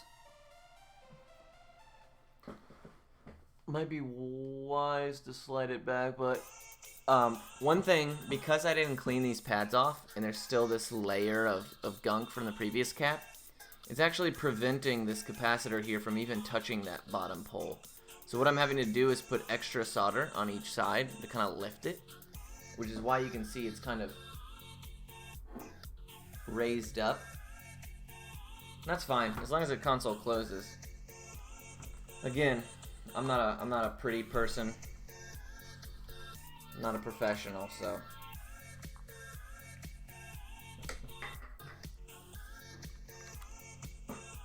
Yep, hey, working is working, you know? Especially when you can close this all up and conceal it.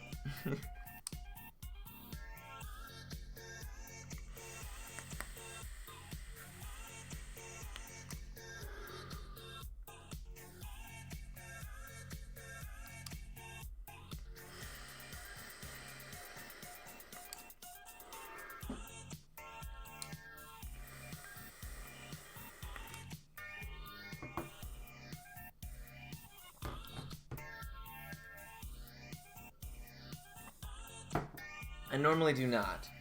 I normally stream speedruns. JRPGs, speedruns. That's what I usually do. Console repairs is just something I've kind of gotten into hobby-wise because, you know, it's a little similar to what I do for work. I have a lot of the tools. So I've kind of just been picking it up for funsies. Modding Super Nintendos for friends, modding my own equipment, stuff like that. We've done a couple of repair streams. I think this is the third or fourth. First time we did a Yellow Light of Death PS3. Trying to remember what we did last time. Oh, we did a PS1 Slim. One of the. I mean, I changed two of them. I'm pretty sure only one of them was bad, but the capacitors had gone bad on those, so we swapped those out. We weren't getting video, and we did.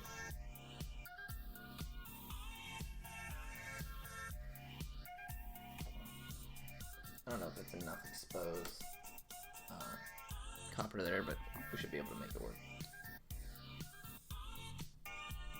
Yeah, I initially got into animatronics, and that was what I really liked. But then I eventually realized that there's less of the actual hands-on stuff when it comes to like engineering animatronics than there is just like maintenancing, servicing, and technician style of stuff. Also, a lot less school required. So that was a you know, a plus. All right, we can get solder to stick. It's plenty fine.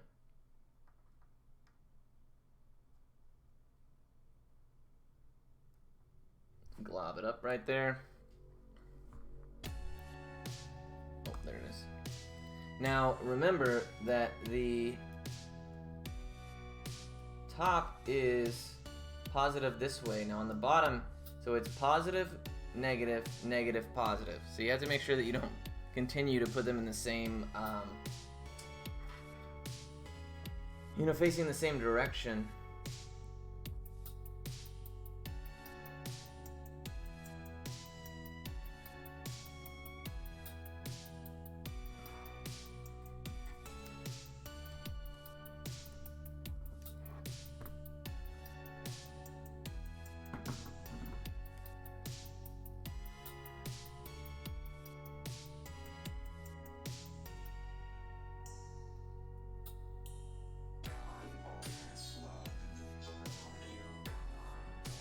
This is why I prefer to do this bottom side first. It's usually a lot easier, or a lot more difficult to do second. We can go the cheap way and just add solder to meet it. That's what I'm gonna do. That's the lazy method, but it works. You just gotta be careful that you don't want them super high, super lifted. Once you get it connected, you can press down on it, reapply some heat. Now obviously connectivity is the most important fact, but making sure it's not in a spot where it's going to get messed with when you put the lid back on it is, you know, something you could be mindful of as well. Looks like this bottom side needs to be just retouched a little bit.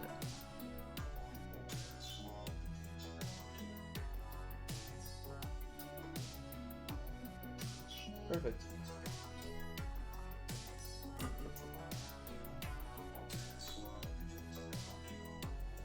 That does sound fun, designing boards. I've never designed anything. I've worked on a couple of like board design projects for Chuck E. Cheese, which is where I work. We use different relay boards and I/O boards to power our play passes and things like that. And we've had like a bunch of revisions that we've had to test and give our thoughts on and suggestions for improvements and stuff like that.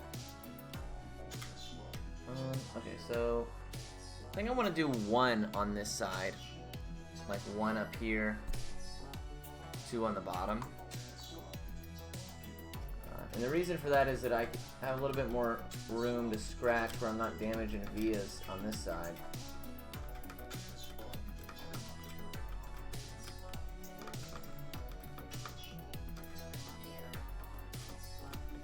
Now again, if you got a fiberglass pen, quick work of this.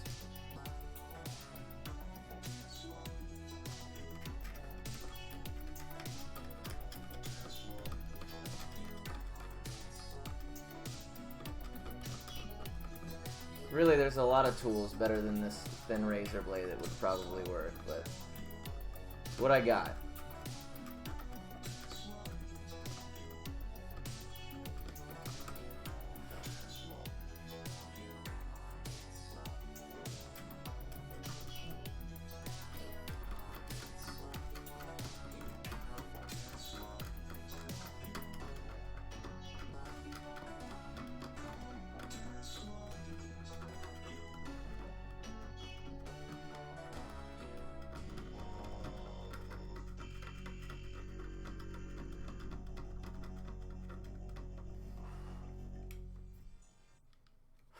Cool.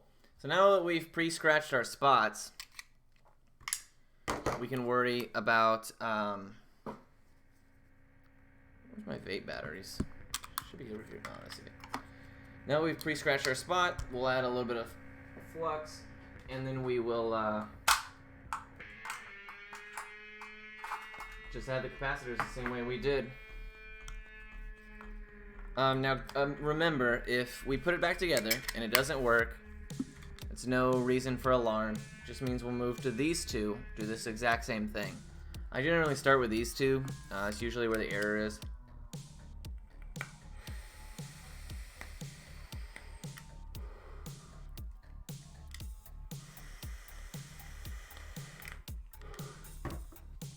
Yeah, me too. Me too. So we'll just have to do it another night or something. But it's not a big deal. I like having projects. Dude, I have a Turbo Express over here that I need to do an LCD mod on. I got a Nomad I have to do a recap and a screen replacement on. So I got some more projects if we wanted to keep doing repair streams. Seems that people have enjoyed them and they've been fun. Hey, my man, K-Rob, 69420. Always a pleasure, dude. Have a great rest of your night. Hug the hog for me. Tell her I miss her.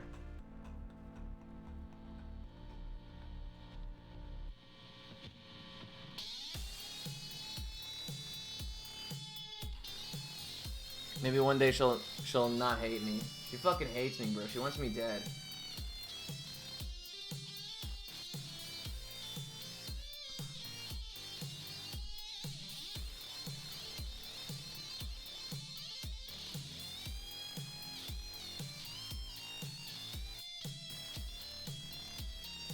Again, we're just adding some solder globs here.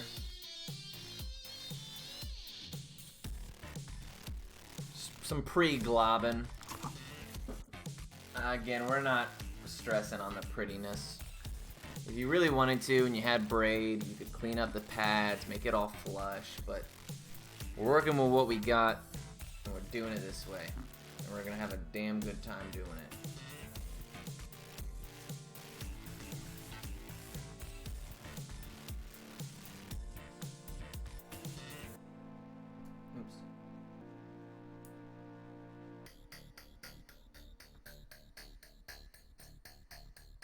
Oh shit, that's a lot of solder.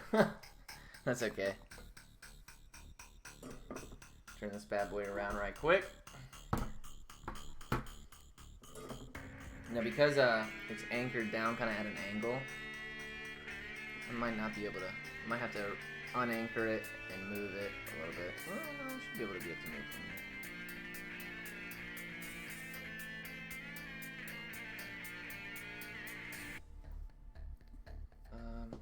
I don't know why I closed my solder up. Hey, Supper, it's been an absolute pleasure, my man. Thank you so much for hanging out.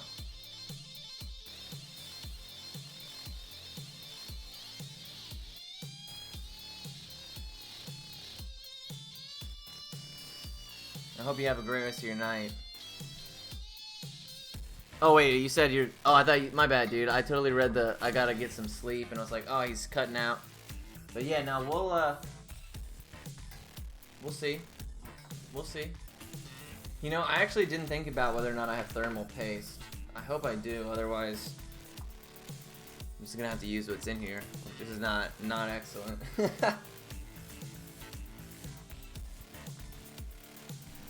let's see what we got. That'll work. Alright, I'm gonna do these two backwards. Now again, make sure you got the polarity correct. You don't want to get it wrong.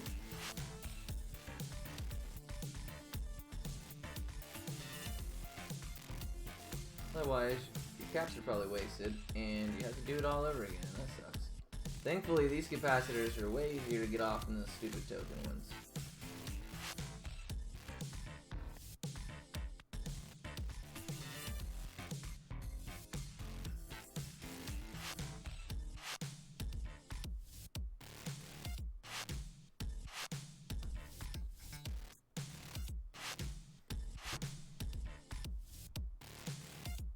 Tell Palmer to fuck off.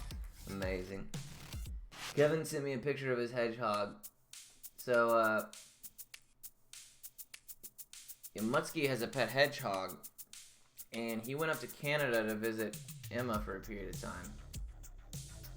And I live in Dallas, and he lives in Houston, right? So he was like, yo, I'm gonna come up through Dallas. Would you mind holding on to the hog and babysitting for a little while? And I was like, dude, fuck yeah. Of course I will, man. So he brings the hog to my house. Bro, I'm talking about, like, this hog hates me, wants me dead. This hedgehog wanted nothing to do with me. He's like, don't worry, she'll warm up to you. Never, bro. I had her for like a month, maybe even longer. Never once warmed up to me. Hated my guts.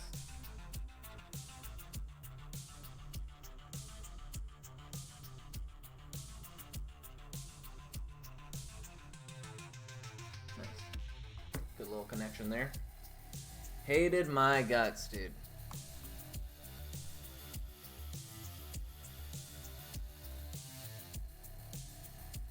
It's crazy. I've never been so...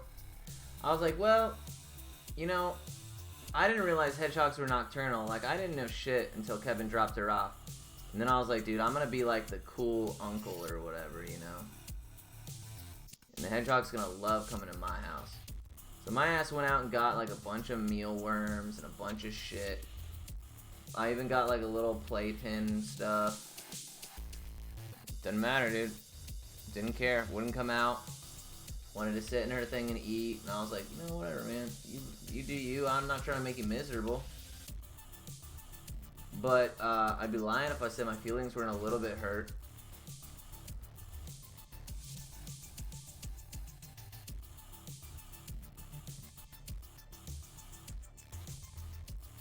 It doesn't help that I have a young daughter who is definitely antagonizing.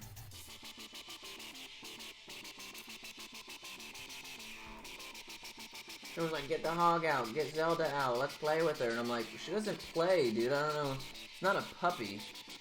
It's a literal ball of spikes, dude. I had like these oven mitts that I would use to get her.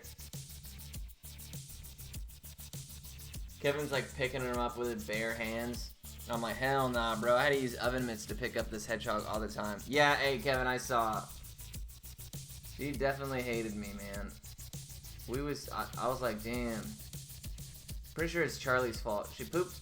anytime that I would let her out to like run around, she would get scared and go hide behind, like, I had like a display cabinet. She would go hide behind the bottom rack of the display, which is like on the ground, and poop behind my Super Nintendo. And I was like, whatever, dude, it's all good. It's a Nintendo product, so like, whatever, you know? Fuck! I'm using so much solder right here, it's such a mess.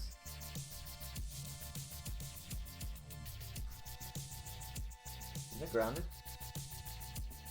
Hey, we did it. I don't know how, but don't question it. Now I just gotta worry about whether or not I can move it.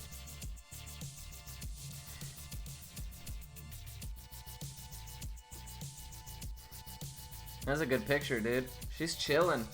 Whatever that blue shit is that you keep in her enclosure, she fucks with heavy.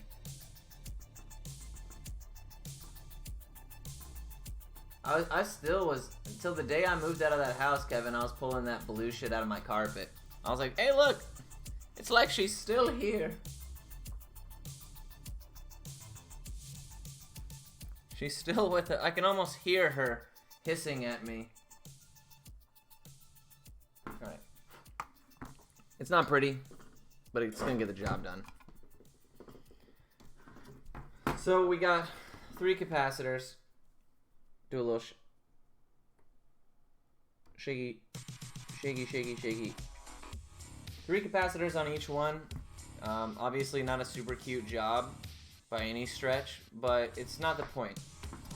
The point is, we're practicing, we're getting better, hanging out, listening to some okay music.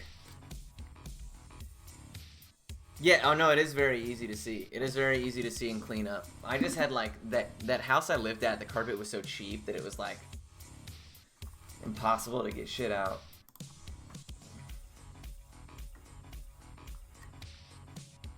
Let me take one victory vape and think about where I would have put my thermal paste. It might be in this box.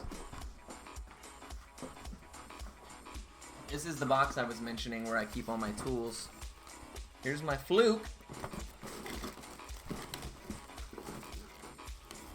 Got a little butane soldering set. It sucks, but it is what it is. Damn, I hope that thermal paste is in here. Oh yeah, there it is. And the lid is still on it. Nice. I got bits, capacitors, resistors, all kinds of bullshit in that little box. I really need to get like maybe like a, I don't know, a traveling tackle box or something.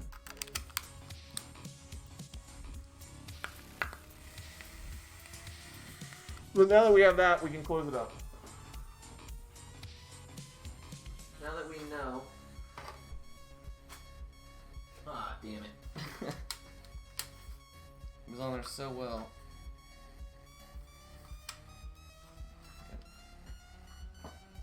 So how do we want to start? Well, that's not pretty good. No, it's not.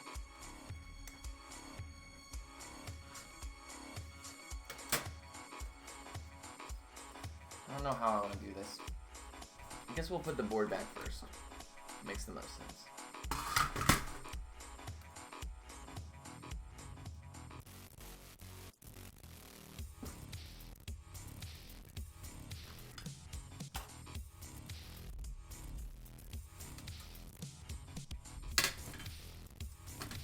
If you have tape, you know, like, what is it called, captain's tape or whatever?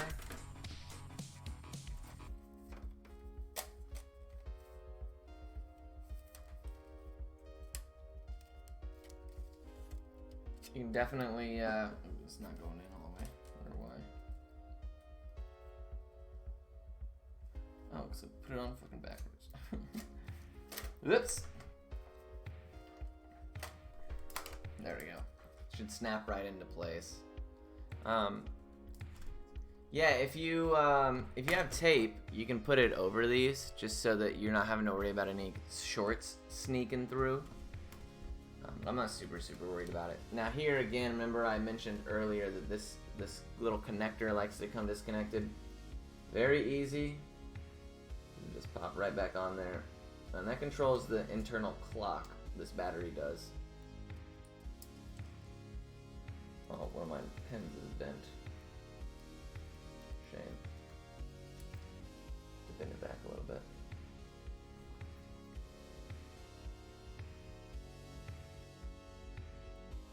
Sometimes these old Molexes, these old connectors, they come apart.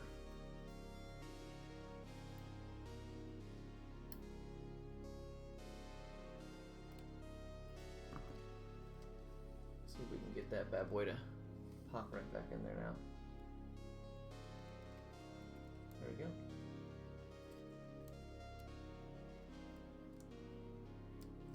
Nice. Captain tape, yeah. Yeah,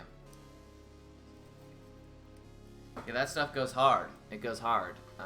It's obviously useful for a lot of things, but if you want to put it over that just to keep yourself safe, something you can do. Generally, you won't have as much issue when you put them in this kind of up and down.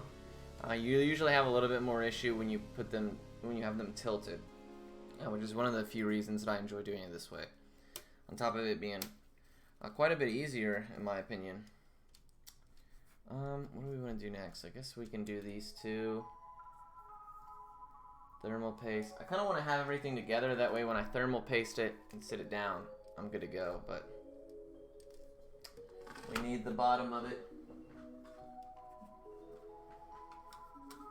We still have thermal paste on here I need to clean off.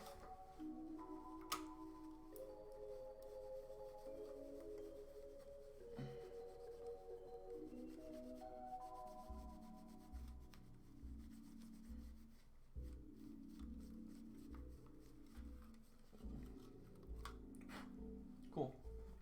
No problem. So yeah, what we'll do is we will have we'll have it go like, oops, I'm a dumbass. We'll have it go like this, right?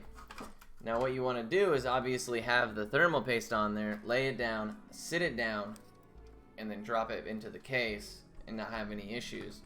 So what we're going to do preemptively is put the fan back on here, on this housing, put the screws back on here.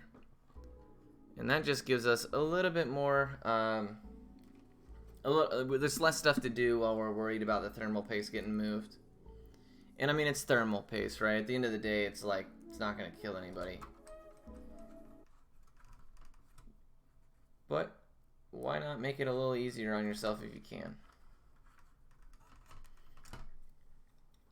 There's the fan over here.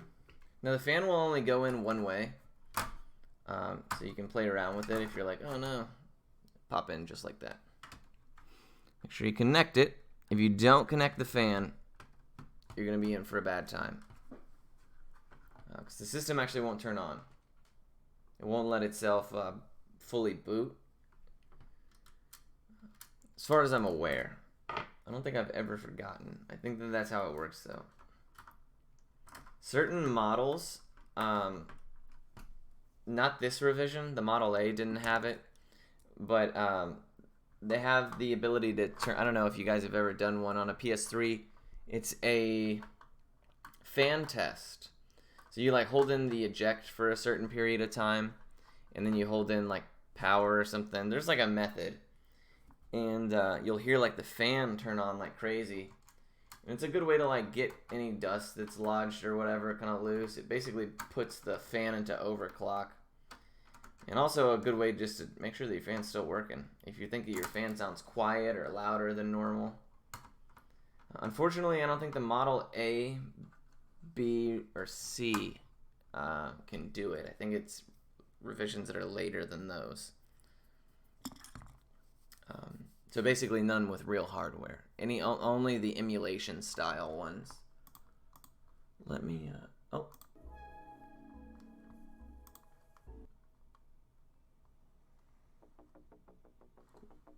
Let the music get tanked for a minute there. Cool. Let's get going. Yeah, so what I'm such a dumbass. You don't want to do the connector until you've already done the thermal paste for obvious reasons. So we'll go ahead and do that now. Now, I'm not, you know, there's a whole lot of people that swear that like there is a correct way to do thermal paste. I'm not a Nazi about it, man. I mean, you do it how you like it. Generally though, I'll just do like a glob and like an X. I'm running out, so I want to make sure I have enough.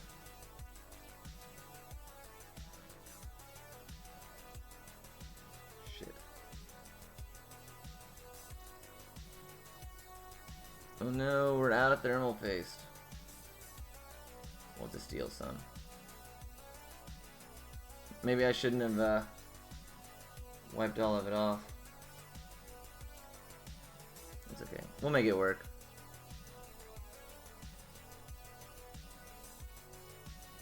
Because it's been a minute since I've purchased some.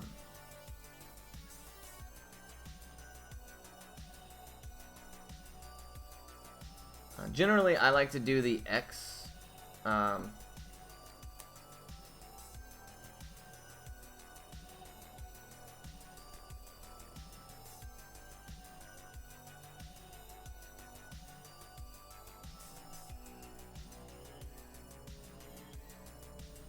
Today we're gonna do it a little bit more spread out. Some people prefer to coat it themselves. I watched a video once that showed like the different ways of putting on thermal paste. And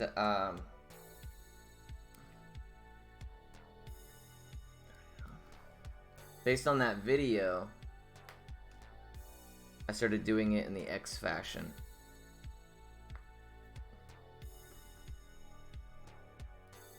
No, that's about all we're gonna get out of there. It is what it is.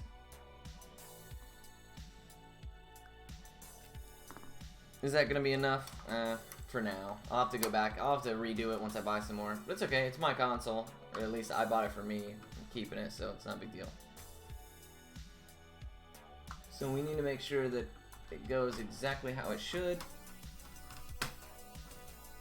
There's a couple of holes right here that you'll tuck them into. Pop right into place. And once it's down, you want to leave it down. You don't want to have to mess with it anymore. You can look in here, make sure it's all flush. Good to go.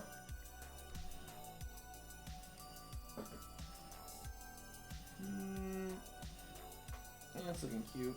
That's looking cute enough. Now what we can do is actually throw the relay back on here. It's kind of getting difficult to keep it all on my desk and still do it efficiently. Right here you can see all of that dust. But these will snap on, and you'll see how there's like some snaps that will go on when the top tray is on there. And then it'll snap onto the bottom here as well. You have these little grooves right there, right there, right there.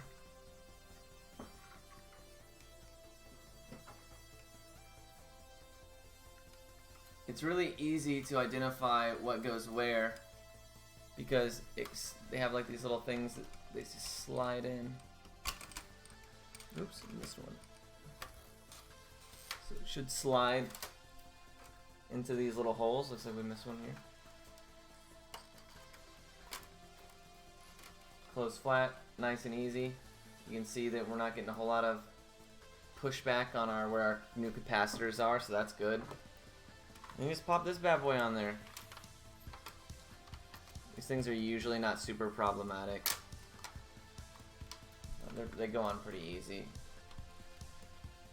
If no. I'm gonna have to sit down.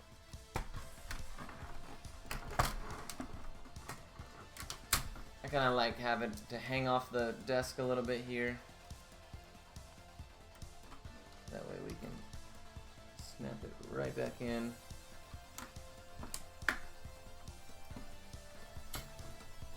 And once you are comfortable about it popping on, make sure that it's this piece right here pops into place, otherwise it'll slide out. You just drop it right back into your system. Now it might take a couple tries to get good at it, like getting it to pop back in.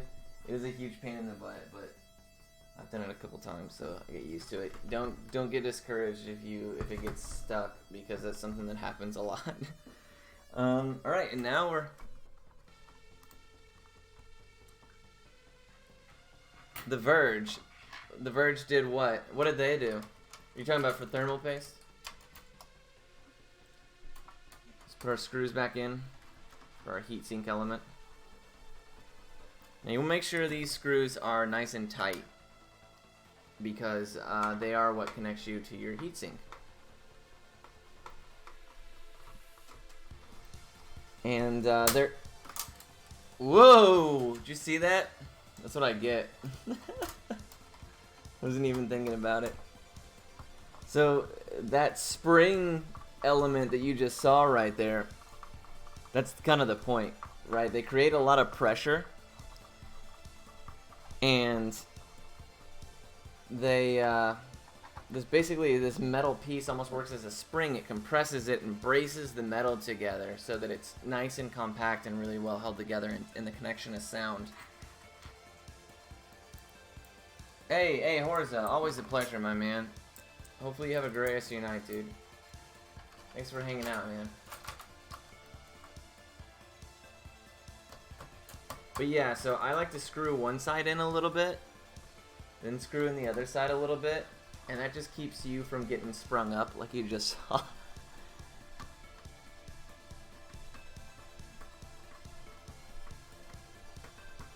Sometimes you'll feel the console try to lift up, give you a little bit of resistance. That's good. Don't think you're breaking anything. It's supposed to push down hard. That's why some people will even put washers underneath here, or a like a washer on the underside to create just even more tight of a gap. You know, I don't do that. I don't think it's super necessary, but hey, if you're a stickler for heat and issues and all that stuff, then by all means do what you want to do. We'll do, I guess we'll do the power supply next. Power supply is pretty easy. You see these two holes right here? They go right there. So if you're lost and you don't remember exactly how the orientation is supposed to be, that's a good way to remember it. Very simple, just pops right back on there. And the one thing I like to do back here, where this ground is I have it pop up, and I slide this ground underneath this little black tab. And if you you can even snake it underneath here, right? Let's see if I can get it. And that's what I did on the last one. And this creates, I mean, it's not super useful, but it's not going to give you any added bonuses or anything like that, but you can snake this under here just to make sure that this element stays up here as opposed to like sliding around. Sometimes it does. Yeah, there you go. So you got it to come out from underneath there. You'll connect this ground right up in here.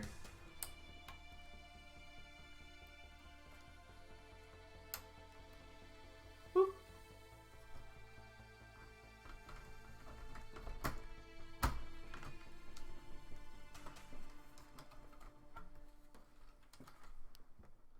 Nice. Am I having an aneurysm? I totally am. So you want to do the ground first. You have to go to your cup of screws over here. The one, the ground for the power supply, super easy. It's this one with the big fat washers on it. A little solo cup has done its job. Pull this bad boy back out from under here.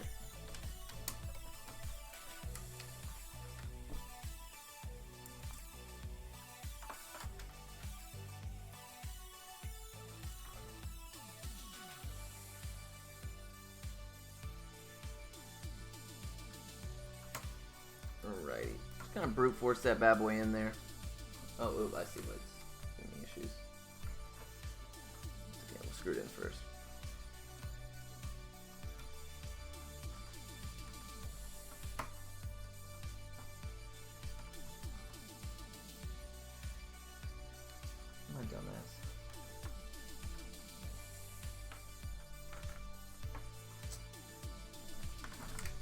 Oh, bummer. I dropped the whole screw. That's okay.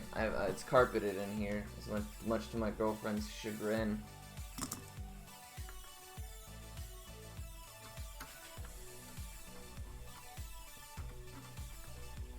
Pop that bad boy on. Now you do have to put a screw in underneath here, which is why I generally like to have it go underneath this rail. But I'm gonna show you what happens either way. So you have this blockage right here. So what you can do is slide underneath it, but remember that you have to still have these connectors up here go up inside this. So that's why. I was just trying, when I showed you earlier what it looks like from going on the underside, there wasn't a whole lot of explanation as to what benefits that brings, so I just wanted to make sure everybody gets to witness it. Cool. There we go.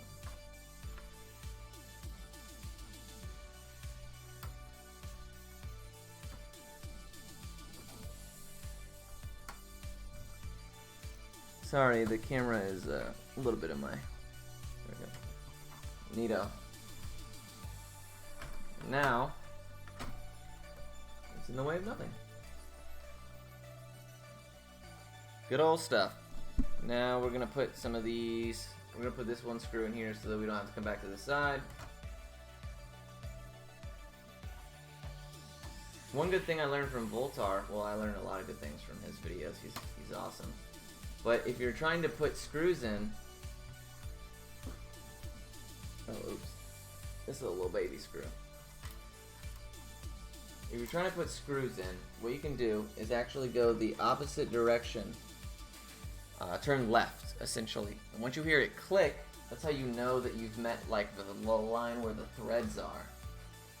And by doing so, it usually makes screwing in the screws way, way easier. What did I do with my magnet? Oh, there it is.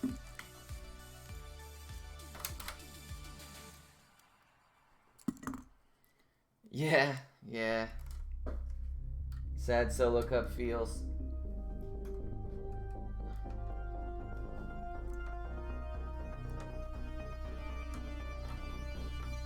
Am I using the wrong screws? Oh, I should fucking am, dude. Whatever. We're gonna wait to plug that in.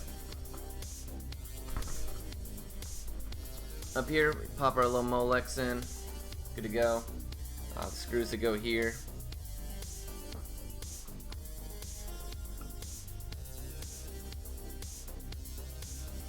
Just using the wrong ones the whole time.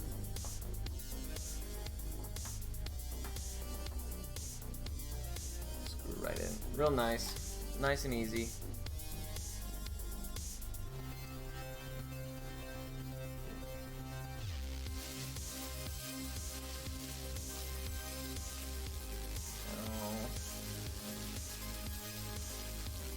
This is one of the more annoying parts, just because I'm using a magnetic screwdriver. It'll sometimes pull it out of the threads.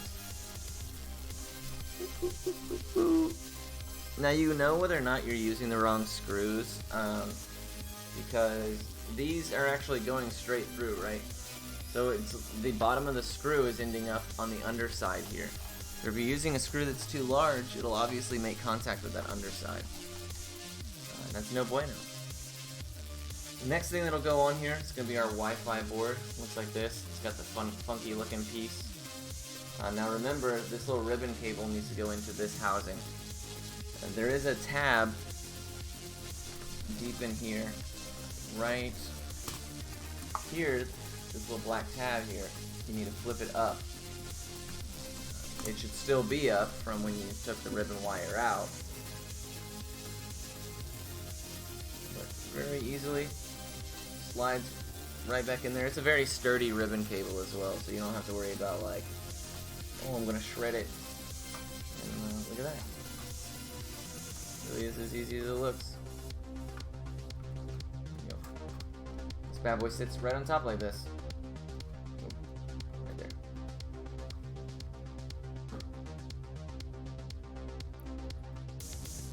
Let me get all the screws sorted out. Again, I cannot stress enough, if you have an ice cube tray that you're not using, it makes for a really, really nice way to to hold your, a really, really nice way to hold your screws and keep them separate based on size. I need to get another ice cube tray. I've been using cups and just putting all of them in there. Saves you the headache of having to guess when you're putting things back together.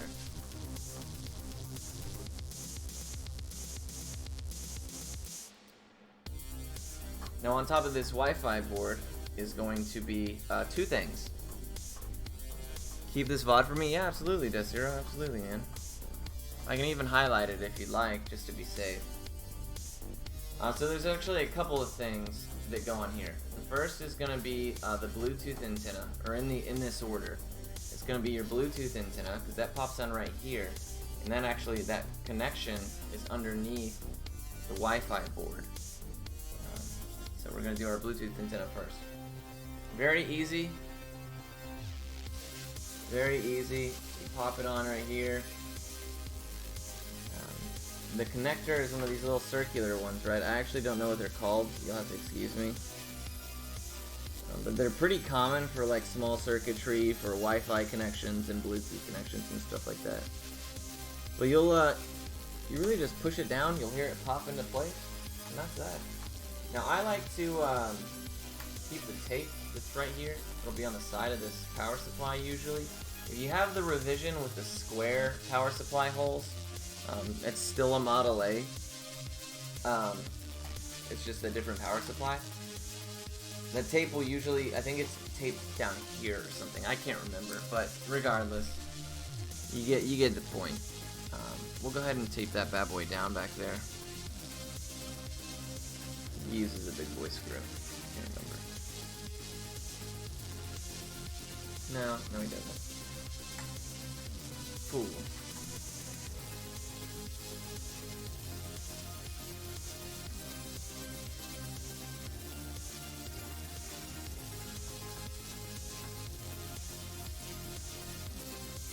There we go.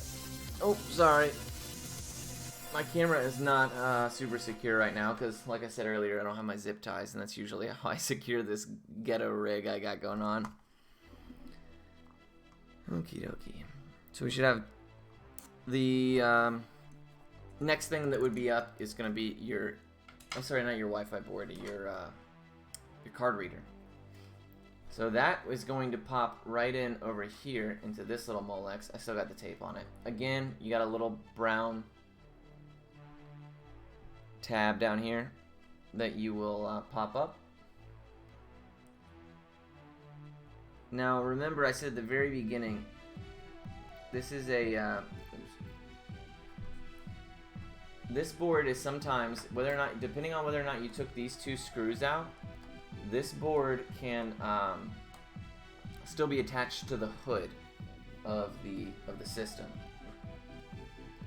So just be mindful of that, that if you're like, oh, I don't know where the ribbon cable is, or the ribbon cable's there, where does it get? Sometimes you take it off in reverse. I always take it off this way. It's a lot easier for me to remember when I'm putting it back.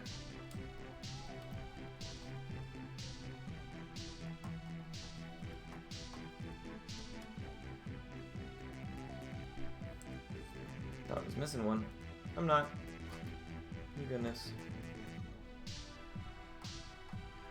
What we should have done is anchored these over here first, but I'm not going to anchor the board down simply because I'm just testing it. And if it works, cool. I'll tear it apart and re-anchor these screws in the spaces that I missed. But I don't want to do too much if I gotta then take it back apart again, because like I said, this might not be the fix. We still have to worry about you know, the other capacitors potentially, so we'll find out. Another ribbon cable. This one actually just slides in and out. No little lip or anything. You just press it right back in. We'll let it stay like that for now. Now this ribbon cable is quite a large one. It's a large boy. And it just slides. Again, there's a little tab you can open and close back here. You lift it up, slide the blue the blue end in, close it, give it a little tug. If it's moving, it's not in all the way. That one doesn't go in super far. It's very easy. Don't let it scare you. And then you just gotta connect this Molex here. Boom, good to go. So everything should be connected. Oh, not the power supply. And let us test. So what we're gonna do is we're gonna turn it on and see if it works.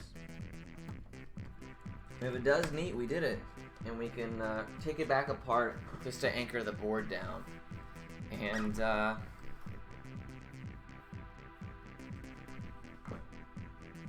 then we can be like done. But there's no point in doing all that extra work if we're not exactly where we need to be. So what we're gonna do here is turn it on, make sure everything's connected. We got our light. So remember at the very beginning what happened was it would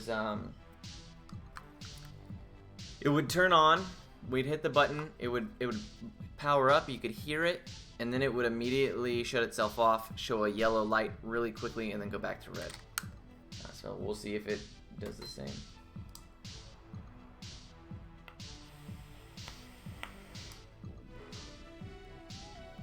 Ladies and gentlemen, we got him.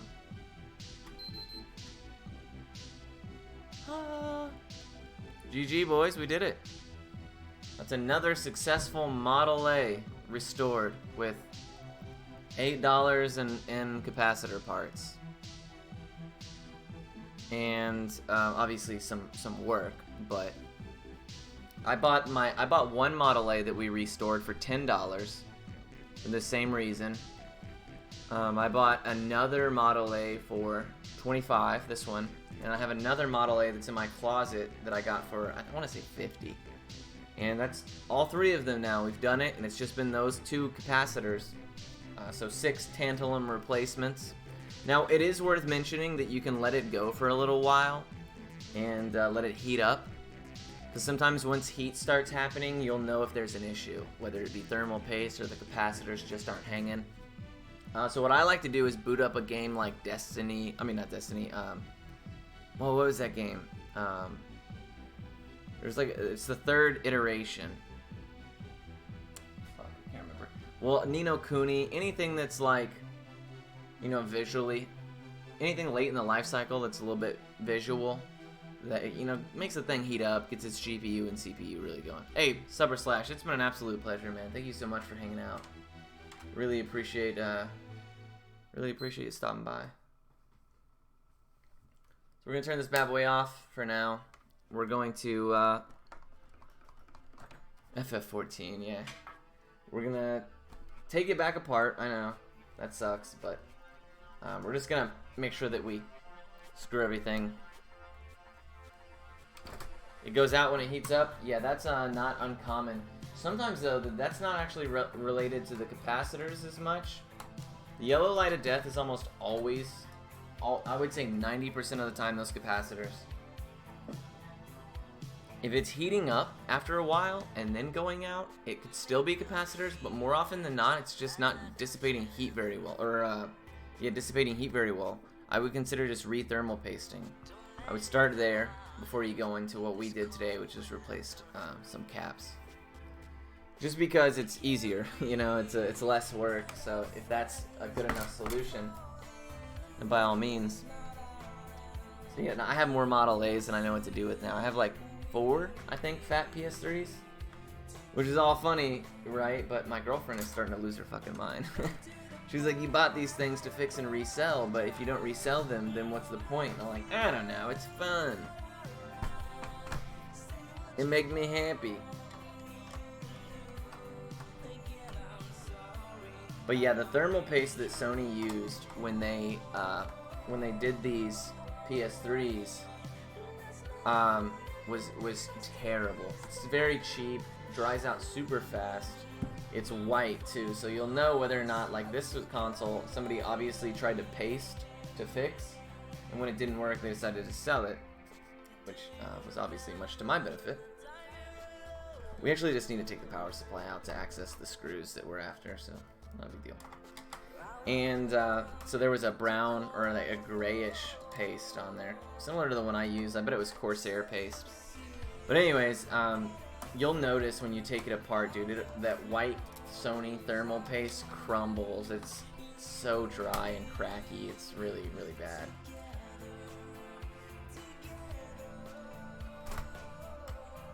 So we actually don't even need to unplug it. We're just gonna slide it back here.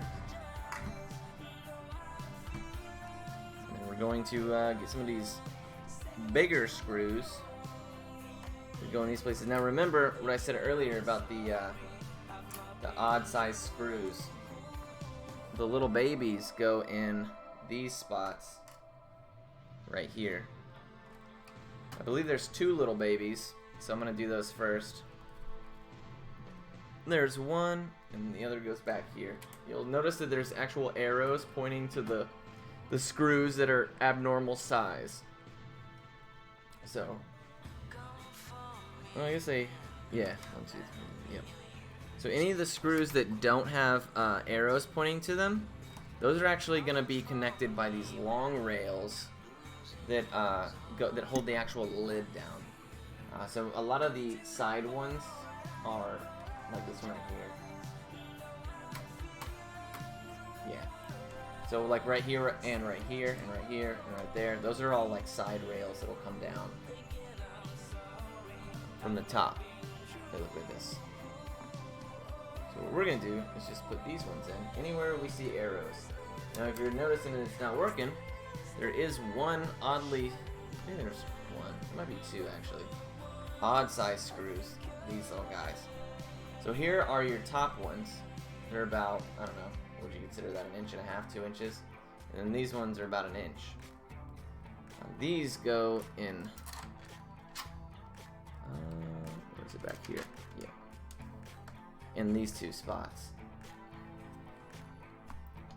They hold this relay board down, so they have to go a little bit further down. You'll notice too when you try to put a small screw in there and it won't go in, that you're like, huh, what the heck's going on? And then you'll remember, oh shit, this is where those unique screws go. But then the rest of them are normal. And that's just to anchor that relay. Alrighty, so we can actually, it'll come from the top. Now one thing that's worth mentioning, and I always have this issue, is when I'm putting my CD drive in, it should fit into place perfectly with, it should like almost lay itself down, right? And that's good and normal, and you want to leave the CD, don't try to move it around or fit it anywhere, because once the lid goes on, there's actually, let me see if I can, so once the lid goes on, oh, you know what, this one doesn't have it, wow. Oh yeah, it does, right here. So once the lid goes back on the top, you're gonna have one screw that comes through the top and lands right in here. As you see, right, and it just holds the CD drive in place. Now, if you can't get the screw back in on the top, do not fret. Happens to me all the time. You really don't need it. The only thing it does is it holds this in place, so if it shakes, it's not gonna move a whole lot. There's not a whole lot of space for it to move to begin with, but you know, just be mindful of that. If you're struggling with one screw on the top, it's always gonna be that one, and it's very particular. But now we're gonna put our what the heck? Am I stuck somewhere?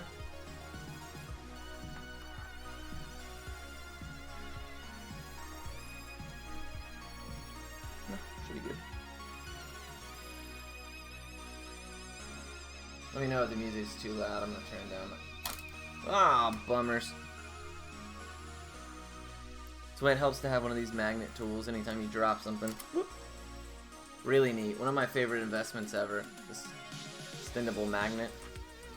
Now, whenever we're working on like animatronics at work, we use a non-magnetic one.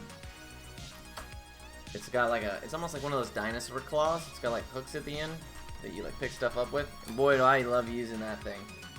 It'll actually hurt too if you try to like grab your skin with it. Don't ask me how I know. But yeah, I'm actually gonna put this back together, and I'll plug it into the capture card, and we'll see if it works. You know, obviously we got the lights and everything, but it's always nice to look at the Sony screen at the beginning and be like, yeah, it's a whole ass PlayStation that we just fixed.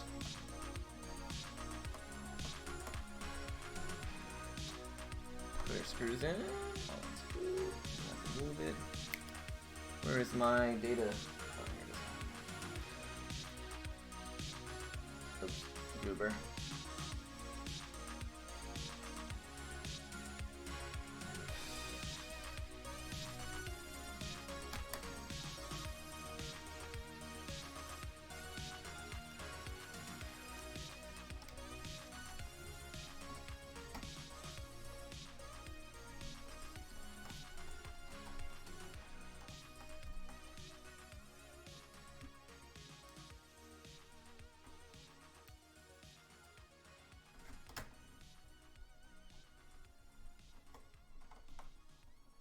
Alrighty.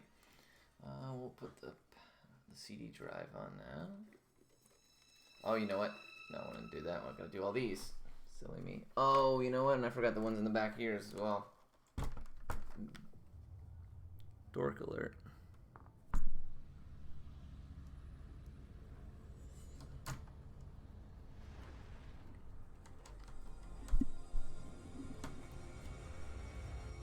Thank you for the GGs, everybody, man. I appreciate it. It's always a little nerve-wracking at first when I'm like, oh no, it's not going to work. But when it does, you're like, how about that, dude? I just did something. It's a nice feeling. And I know a lot of people said that they ended up throwing their PS3s away, or that Sony ended up, like, sending them a new one or whatever, back in the day, obviously.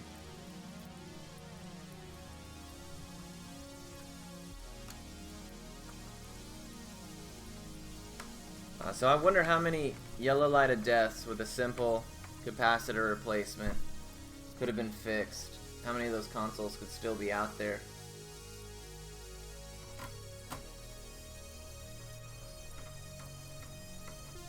There's a lot of them. I mean, the reason that we laugh about the oven thing is because I've purchased a lot to fix and had to ask, have you ever put this in the oven? Because it was such a popular console, man. It had so many different... I still try to pick up any PS3 I find. Just because I love I have 3 of the Super Slims, 2 of the regular Slims, 4 of these. Obviously I have like 8 or 9 PS2s, but I just picked them up as like little projects, and then I just ended up keeping them.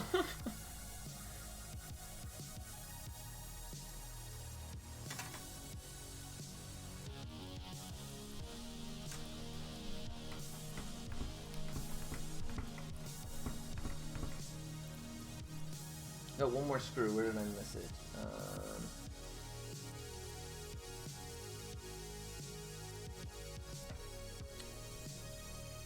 Do not know. Oh, I see. I see where I missed it.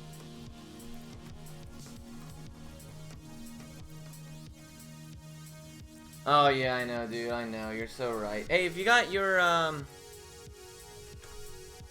you got your thing? I shipped it back out. Sorry it took so long, man. I was backed up on shit without a whole lot of motivation. And it was at work. So your issue was drift, right? So I didn't notice any when I was testing it, but I was like, well, I mean, we'll clean it out, fix it up, just to be sure. I didn't really give it a thorough test beforehand, so that's my own fault. Did I miss a screw somewhere? And I have one extra. So whenever you're missing one, look for the arrows, right? Because they'll tell on you. Doesn't look like it, which means that I missed one. Probably on the underside. That's okay. We got an extra screw.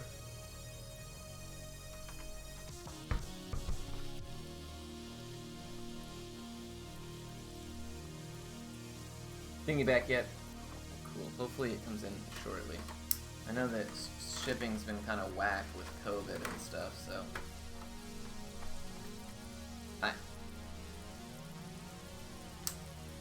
Change anything with it? What do you mean?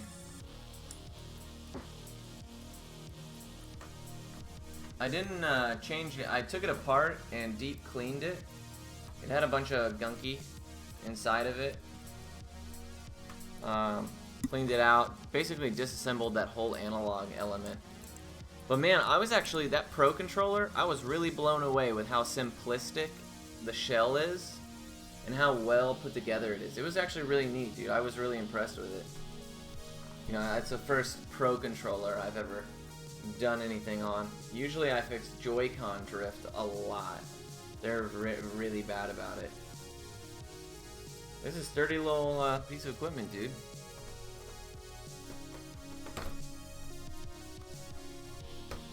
But yeah, I didn't have to soft mod it or anything. I was able to clean it, blow it out, disassemble and re-lubricate it, and it was good to go. Did I miss something? Did I put that in? Yeah.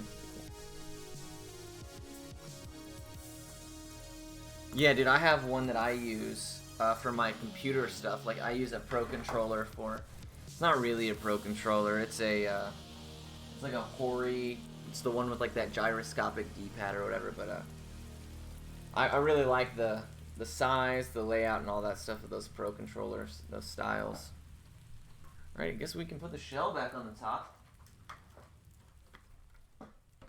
Now it kind of like goes.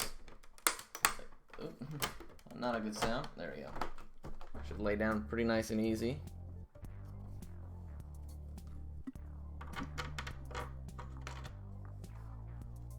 Oh, I didn't forget one. 2, Yes, I did. I used one in the wrong spot, but that's alright. 2, 1, 2, 1, 2, 1, Oops. 2, 1, 2, 1, 2, 3, funk. What did I just do with that screw? Oh well, we don't need it. Right here. Right here. Uh-oh, getting some resistance.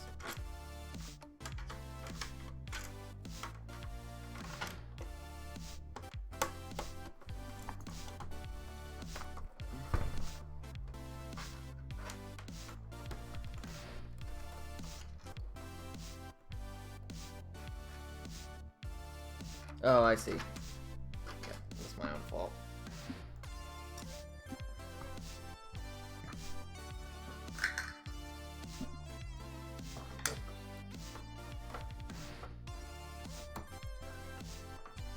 Jailbroke your PS3, really?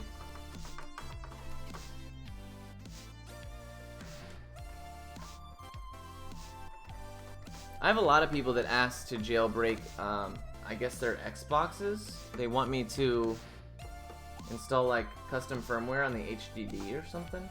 I've never did, and I always tell people no, because like I got enough stuff to work on already.